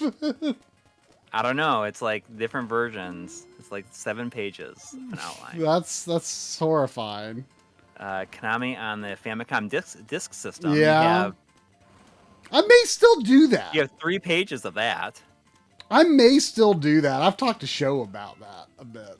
Oh no! Yeah. Oh no! How did I end up going down? I didn't mean to go down. I have to finish the stage now. I finally got. Huh? A half a page on the Mana series. Oh yeah. So I have a whole thing. I have a whole list here of more useful ROM hacks. It's like, oh no. I think that I have like a lot that I removed out of that first one, and I have a whole list of more. The PS3 end of life buyer's guide that we were like rushing to do. Oh yeah. Oh no, this is 8 pages. Oh man, this area is kind of tight with a lot of enemies. Okay. What else? The PSP and Vita end of life buyer's guide. That was like we were going to try to do 2 separate videos. Yeah.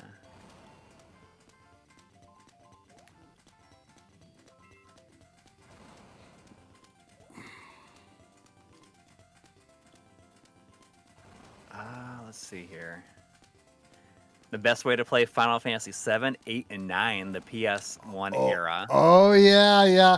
You know, we were like really thinking we were going to do that, and like I want to say it was like just a few days before the Final Fantasy 8 remaster came out. Yeah. I played the entirety of Final Fantasy 8 Disc 1 in one day. And it was a really good feeling. That was a good day. I never went back and finished that run, but I had fun.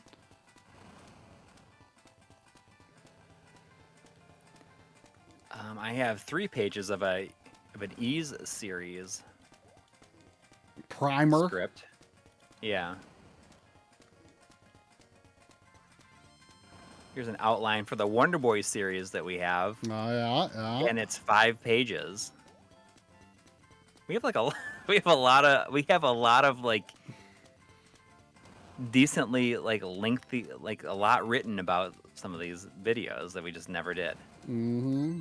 Okay, I am not here to blow up everything. I am grabbing this shard and running because I've been working on that level too long. Whoa, what happened?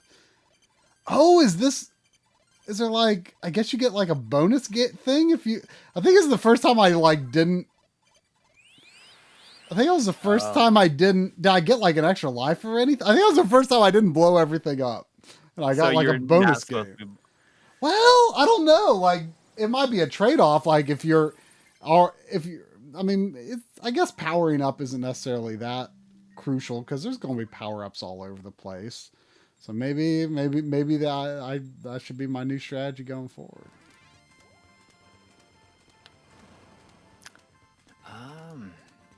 But there is a first-party controllers number 3. It has like Wii U, PlayStation 3, PS4, Xbox 360, Xbox One, and Switch. And Series X and PS5. The last edit on this thing was November 30th, 2019. Yeah, we didn't know what they were yet. Yeah, I still love it. I want to say this. I want to say the Series X was like unveiled like very shortly after that, though. It was like at the Game Awards. I don't know. I think it was, yeah. You know what I played just like an hour of the other day? You know, there's that. Is that Starfish bad? It looks bad. It's probably bad. How was that? I was so I never fixated on heard that of that. Starfish, I didn't even. Huh? What? I said I hadn't even heard of that. Yeah, I played. Is Like that Starfish You know what I bad? just played. I played. Is that Starfish bad? Like that's like someone make a game called "Is That Starfish Bad?" I'm really intrigued by this now, honestly. You know, there was when the next gen versions of Cyberpunk finally came out. There's like you can play it through, I think, like March 15th or something. There's like a you could play the game for like 5 hours. It's like Wait, what game? Cyberpunk. Oh, really? Yeah, I played like it. I mean, it seems like a game I would like. I mean, obviously, it's Yeah. I mean, you know, when new console versions come out, like on disc, if they do that, yeah. Oh yeah, PS5 then I version is might. going to be the one to get of that for sure, because it should have a pretty competent version of the game on that disc. Yeah. But you know, I mean, when in the pre-release phase when John was playing that, like he always says, like when he was playing that before it, it was known how bad the console versions were, and he was like playing it on PC, like he loved it. It had a really good experience, didn't run into crazy bugs or anything. And he said like the fact that like everyone like kind of turned on the game like after it ended up launching a bad state, like kind of soured like the positive experience that he personally had, Yeah. which, so I mean, I think it's probably a pretty good game. It's just, oh no, it's just, that's just what it is. I'm going to Better get that password. Yeah, I'm going to take a photo of 7422 of my password, and I'm going to switch to one more game. I'm not going to stick with PC Engine. Okay. Me and John just hung out on Discord for a while today, and he was talking about a game that he was like, Do you have? No, I don't have it, but I'm going to put it in the SD2 SNES.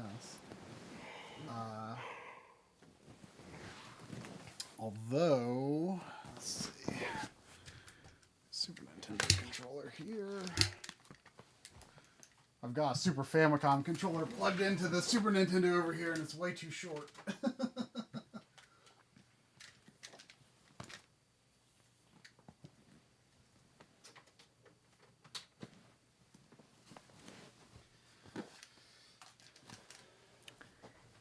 There's $2 from Shanak saying, "Howdy, gentlemen. How? Is the analog duo dead? Definitely not. I'm sure. I'm sure it's coming. I'm it's probably just sure it's just. I mean, it's hard enough for them to make what they're already selling.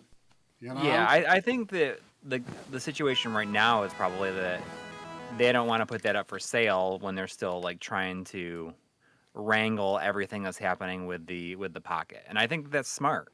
I think that's smart because then, like you just end up with a situation where there's just like the Pocket would feel like is getting neglected, and like the problems that people are having with it, like that's just not a. So John said like he's like, I never hear anyone talk about this game, but the X-Men game on Super Nintendo is a Capcom game. Oh yeah. This is I showed this in the game commercials of 1994. This game's in that. Oh really? Yeah. And he said like I said it's like Mutant Apocalypse or something like that. Yeah. Yeah. It's good. And you know what else is really good is the Batman the animated series on the Super NES. That's a Konami game. Yeah, I mean, I was like, I never hear anyone talk about it because Well, I'll just try Cyclops. Why not? Um, uh, the thing I always hear, you know what that opening there makes me think of is, Oh, Ninja Warriors. Yeah. Oh, totally. Yeah. I mean, that's like Exactly the opening of. I mean, is the game like Ninja Warriors? Is it a Ninja Warriors reskin? It's kind of similar. Yeah. It's very similar, actually.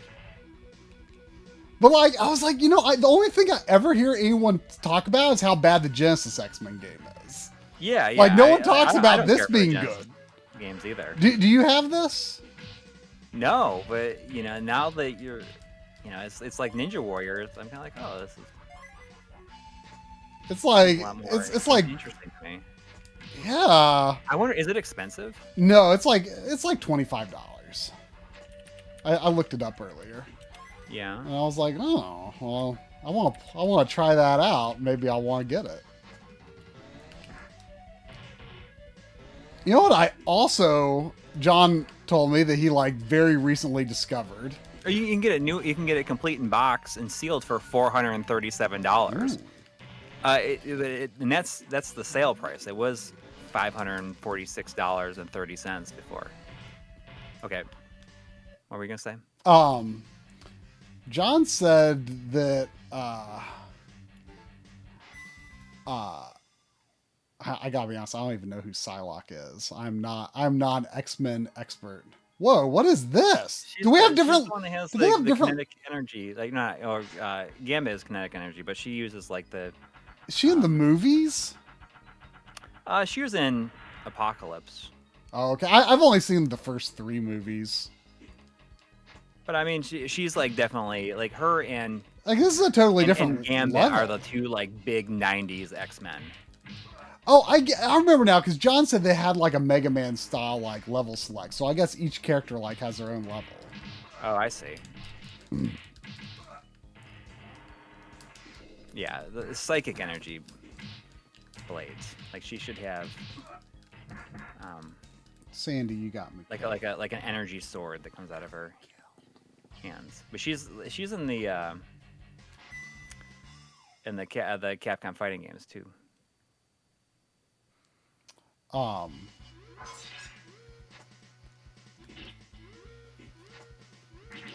This is not that expensive. Yeah, I mean, I'm always down for a good Capcom licensed game, you know.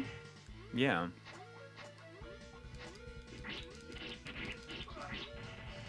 It definitely doesn't have like I think as far as it might, and I just can't figure it out. Like, there's a training mode. I probably should have done that, but I just wanted to take a look at the game. Like, I don't think it necessarily has the mechanical depth of Ninja Warriors, but it's a similar type of game. Oh, this one. See, this is dumb. Like, why would they do this? Like, for a game like this, like, why make a repro of this game and sell it on eBay for $18.99? That is really dumb. It says Mutant Apocalypse. This is brand new, not OEM. Play the same. I can understand it as long as you're not trying to pass it off as real. I can understand it for like expensive games, but like, why would you? Who would be like, oh, okay, I'll buy that then? Yeah. For that price. Yeah, I mean, if you're doing that, you may as well play it on EverDrive or an emulator, you know? Right. Which is fine. I mean, but like, I'm even of a mindset where I'm not even interested in, for the most part anyway, in like newly made, like, even if they're officially licensed, like let's say that this was officially licensed and released through Limited Run or someone, like, I don't really, it's just I'm not interested in not of the era cartridges. Like, I'm interested in games being developed for But the for hardware. CD games, do you feel like you would like like if Snatcher came out? Like for CD games, do you think you would?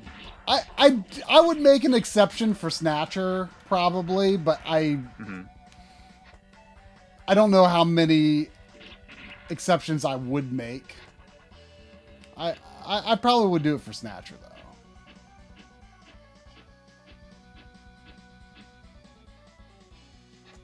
Or Police Knots. Yeah.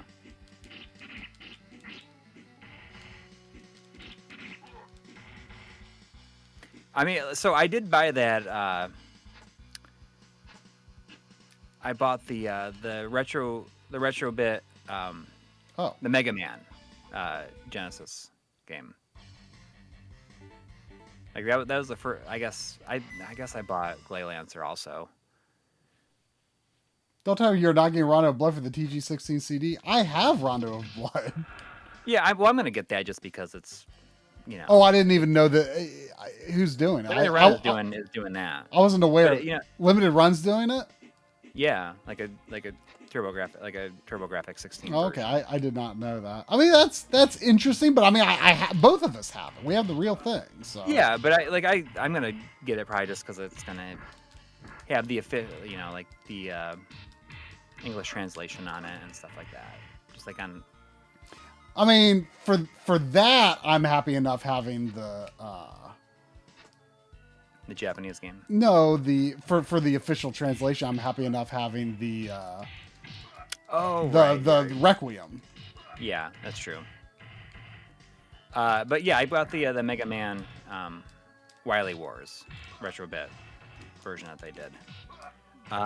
And mainly I got that because it's just never got an official US release, and it's just it's cool to see that happen with some of Capcom's involvement.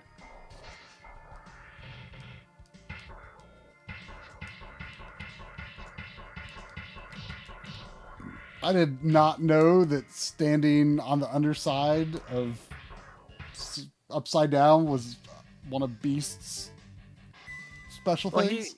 He can he just can climb around on stuff. He has like the kind of feet that can wrap around like pipes like that and stuff. And, oh, here he comes.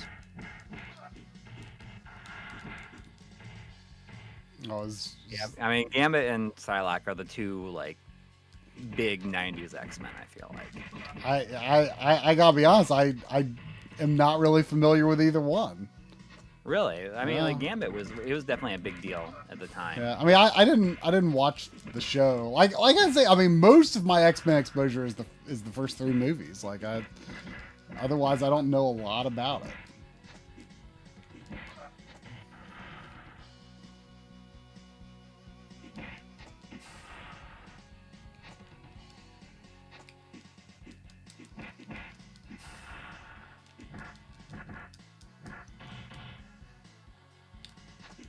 Seems like you can really die and take damage pretty quickly. I should have done the train mode, but I haven't really figured out how to really defend myself or do a lot of other moves. But it seems good. It seems solid. Can you want to try out the Batman animated series?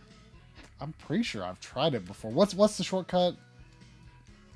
LR select an X, I think. Nope. It's like LR and X, start an X, maybe? I'm pretty sure I've tried. I want to say I tried this, and I actually was not that impressed. Oh. Batman. I don't. Is it what? Oh, is it Adventures of Batman and Robin? Oh, that might be it. Yeah. There's $5 from EB Chill too. Thank you. Thank you. With no message. Hi, you want to sit on my lap? Is that what this is? You can sit on my lap. This is pretty expensive, I think. Yes, I almost bought this at the convention we went to in November at Retro World. Yeah. How much was it? I think it was like $90 or something like that. Maybe $110. I was thinking about it.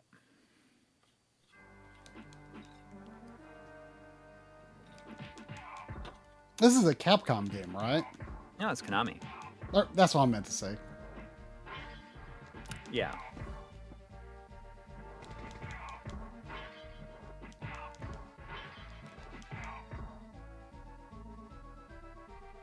I mean, you have like the grappling hook and all that stuff. You can like, swing and stuff. Oh, okay. I don't. How to. I don't really understand how I use it.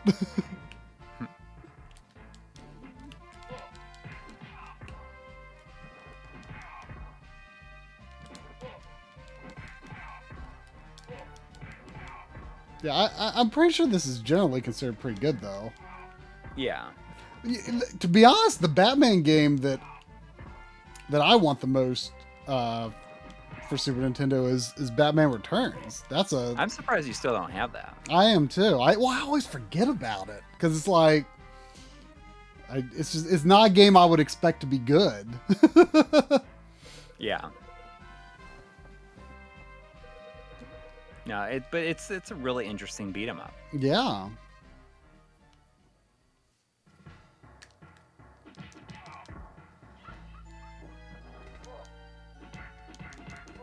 I could hear that dialogue right there. I could hear her saying that.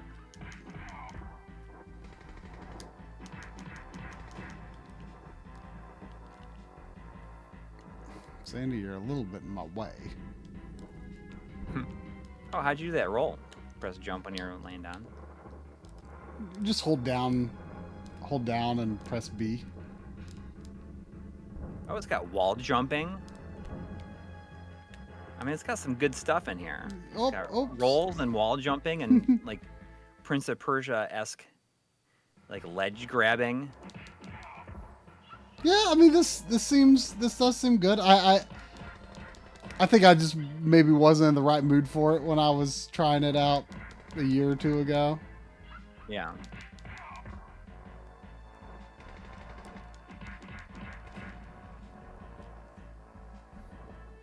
I want to say I probably got to the same place and I was like, I couldn't figure out how to get up.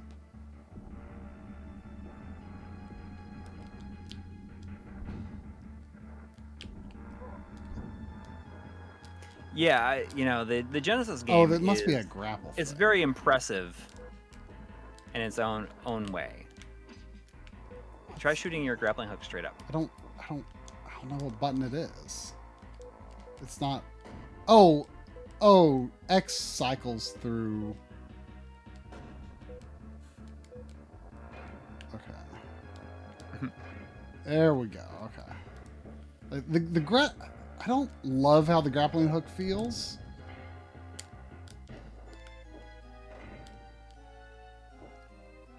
But I'm sure you'd get used to it. Yeah. But yeah, the Genesis game it's impressive.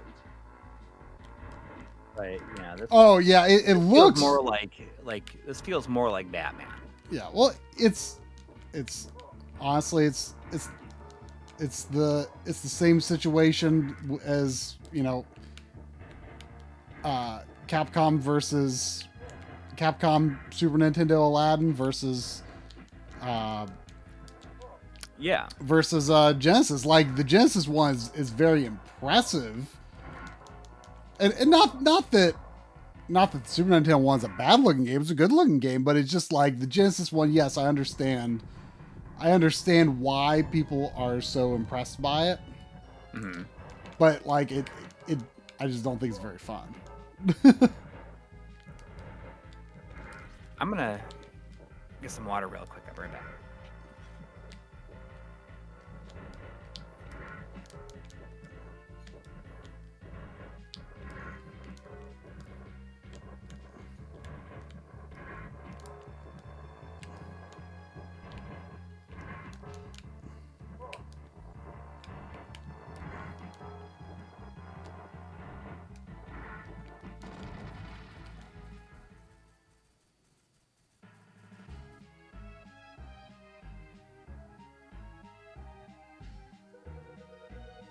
I've found you.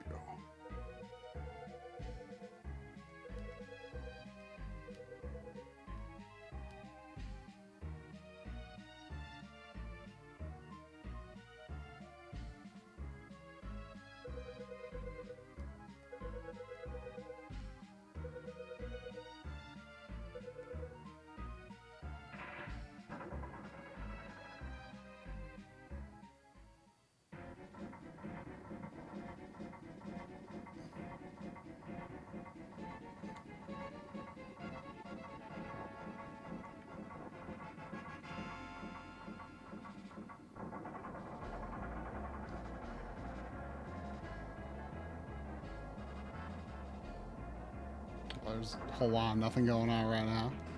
Oh, now there's bombs.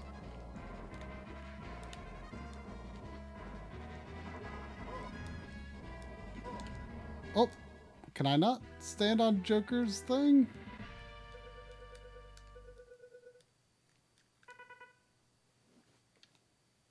Amused to death. Is that going to be all the way back to the beginning of the level? Oh. I'm not doing that. I'm not doing that.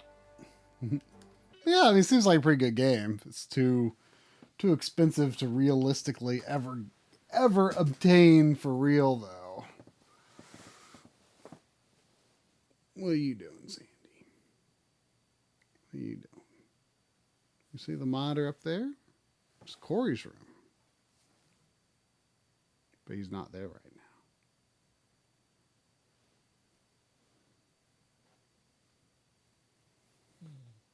Yeah, Lion King, unfortunately, is for the longest time I assumed that the Super Nintendo one was a Capcom game, and no, it's not. I wish it was, because I remember playing it at my cousin's house. I'm like, why is this not good? Aladdin is good. Why is this game bad?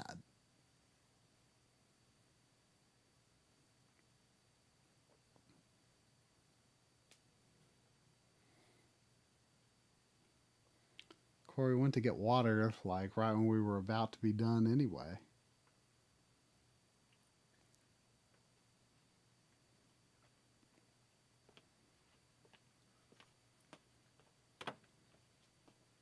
He's back.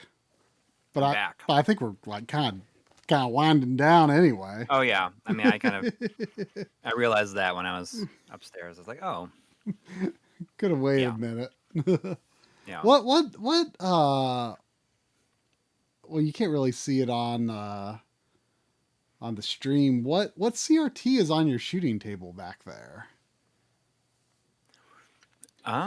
From this distance, it almost looks like a computer monitor. But I know you don't have one. Let me see if I can do this.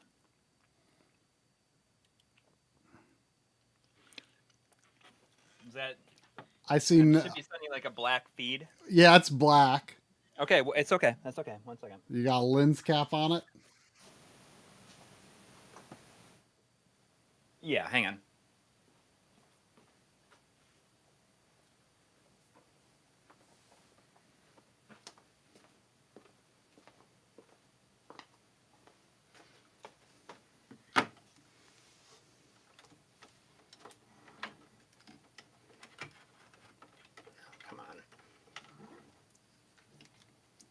All right, you seeing that? Yeah, seeing it. Of course, you hear me all right too?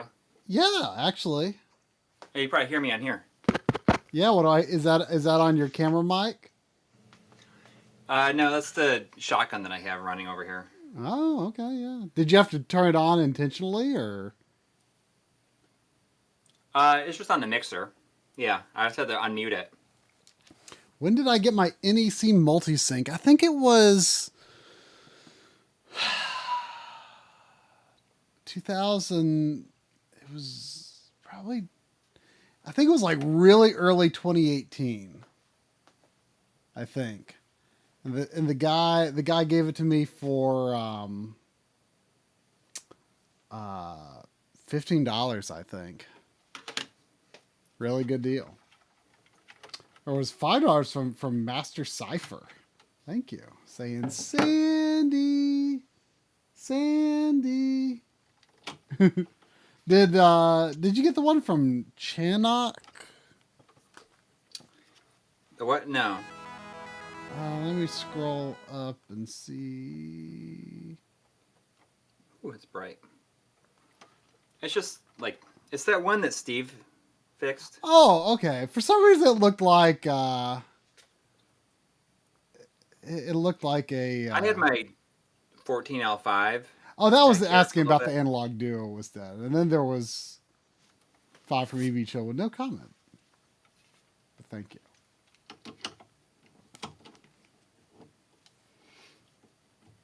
No, Sandy is a Shetland sheepdog, which is like a smaller collie. Although I hear they're actually not as directly related to collies as you would think, but I don't really know that much. When I got my DE10 Nano that I ordered, so I could do a Jamix Mister build, arrived, and the UPS guy delivered it, and Sandy was like so excited, and he goes, "Oh, Lassie's really worked up." She's not. If you see a real collie, a rough collie, as they're more properly called, they're big. They are really big. Like they are large dogs. I'm always surprised when I see one how big they are. But no, Shelties are small-ish.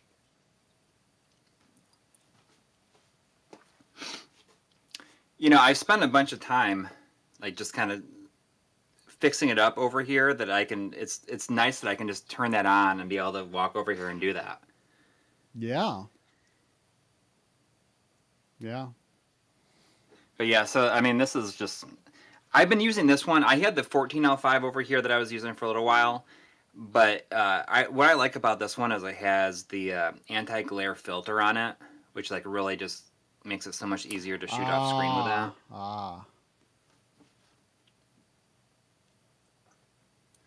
So that's what I've been doing. You can kind of see us in the background. Yeah. On the monitor back there, you see it? Kinda. Yeah. A little bit. Vaguely. Yeah. But speaking of that D10 Nano, when my case, and I just ordered from Mr. Add-ons, I ordered a RAM stick. Because I realized that was like the last thing that I probably need to buy to do another full mister. Hopefully I'm not overlooking something else. But once I have all those parts, I'll when it's my turn to stream, I'll stream putting that together. A little nervous, but yeah, I mean, hopefully that'll be after the that bad. Hopefully after the Mr. video is out. Yeah, I mean, surely I think that would be then. a real fun way to do the the stream after that. Yeah, I mean, if it times out that way. Yeah. I mean, as if people won't have like way too much Mister content from us at that point. Well, there was more Mister crap. There was a $5 super chat from DT Playthroughs. Thank you. Thank you. Saying started reading for the first time in years with Dune this month. Want to read more now. What are some of your favorites? I am not. I've never like. I was like when in like up to like middle school ish. I liked reading. And then like just the constant grind of being assigned books and you had to read them, and especially like college where you had to read stuff so fast. Yeah. Like, and I'm not a fast reader. Like I I read, you know, fairly carefully, but I can also like my mind wanders and I do that thing where your eyes went over it, but like you weren't really reading it, like you didn't absorb anything you read. So like that That's kind of, usually a sign of ADHD, you know. yeah. I don't have ADHD though. I do. But yeah, I was tested for it, but nope. But the um like stuff like that just kind of keeps me away from reading anymore. It's just, but like I It don't, always makes me want to fall asleep. yeah, like I can't even think like thinking back like what were, I mean, like, you know, like the heyday when I enjoyed reading, I mean, they were kids books, you know. I liked like the Boxcar Children, and there was this series of there was this author, Jim Kajelgard. I don't know how you say his name, but he like wrote a bunch of like dog books, like dog, like, you know, novels for, you know, young people. Um, Hmm. you know, I like stuff like that. You know, it's funny too because like my dad actually, like in his retirement, has gotten really into reading, which I had never like known him to really read books. Like in the community where my parents live, like they have there's like a clubhouse, and they have like a puzzle exchange and a book exchange where like people just like drop off like books and like puzzle like jigsaw puzzles, and you can just like Hmm. borrow it and take it back, you know, when you're done with it. And my dad's like doing that all the time, like always working a jigsaw puzzle, always got like a book that he's borrowed from up there that he's reading. But like I see my dad like, you know, I think he's gone through all of them by now, but like he was even reading like my books that I read in like elementary school and middle school and stuff, like, because, you know, they're on the shelf there. Like Yeah. I'd see him reading those, but he's also reading more like adult, you know, books, you know, popular adult novel. I don't mean like adult, but you know, Yeah. but you know, but you know, he's really been to reading. But yeah, that bug has not. There's just like so much for that I want to catch up on in movies and video games as it is. You know, Yeah. I feel that. who knows? Maybe someday. But I don't know. Reading has just never clicked with me in my post pre-teenage years. Yeah, I'm the same way. I mean, I've read some books, but it's not something I do Yeah, that often yeah. anymore. And I prefer to consume the novel based on the movie, or the movie based on the novel. It's just it's a smaller time commitment. I yeah, respect though like the whole idea of, you know, imagining it yourself though. I mean that's a big part of the reason that, you know, I like a lot of things about old games, and I like not necessarily having every game having voice acting, because I like to imagine like, you know, what the yeah, characters are like. Like I like filling in those gaps with my imagination. But I think video games are just like a step further towards like giving you sort of a concrete visual that you can then like sort of expand upon in your head. You know, books are right. much more, I guess. But yeah, not so much my thing. I see K-League Gaming saying Stephen King books. I think I would like Stephen King books. I know that our friend Drum has really been into has gotten in back into reading, I guess, over the past several years, and really likes Stephen King. I've liked a lot of movies based on Stephen King stuff. At least some of the good ones, anyway. There's some good ones. Anyway, I reckon that'll do it. Yeah, yeah. Thanks to everybody who donated tonight, and everybody who hung out for the long haul. Yeah, and we will see you next week. Yep. Have a good week, everybody. Good night.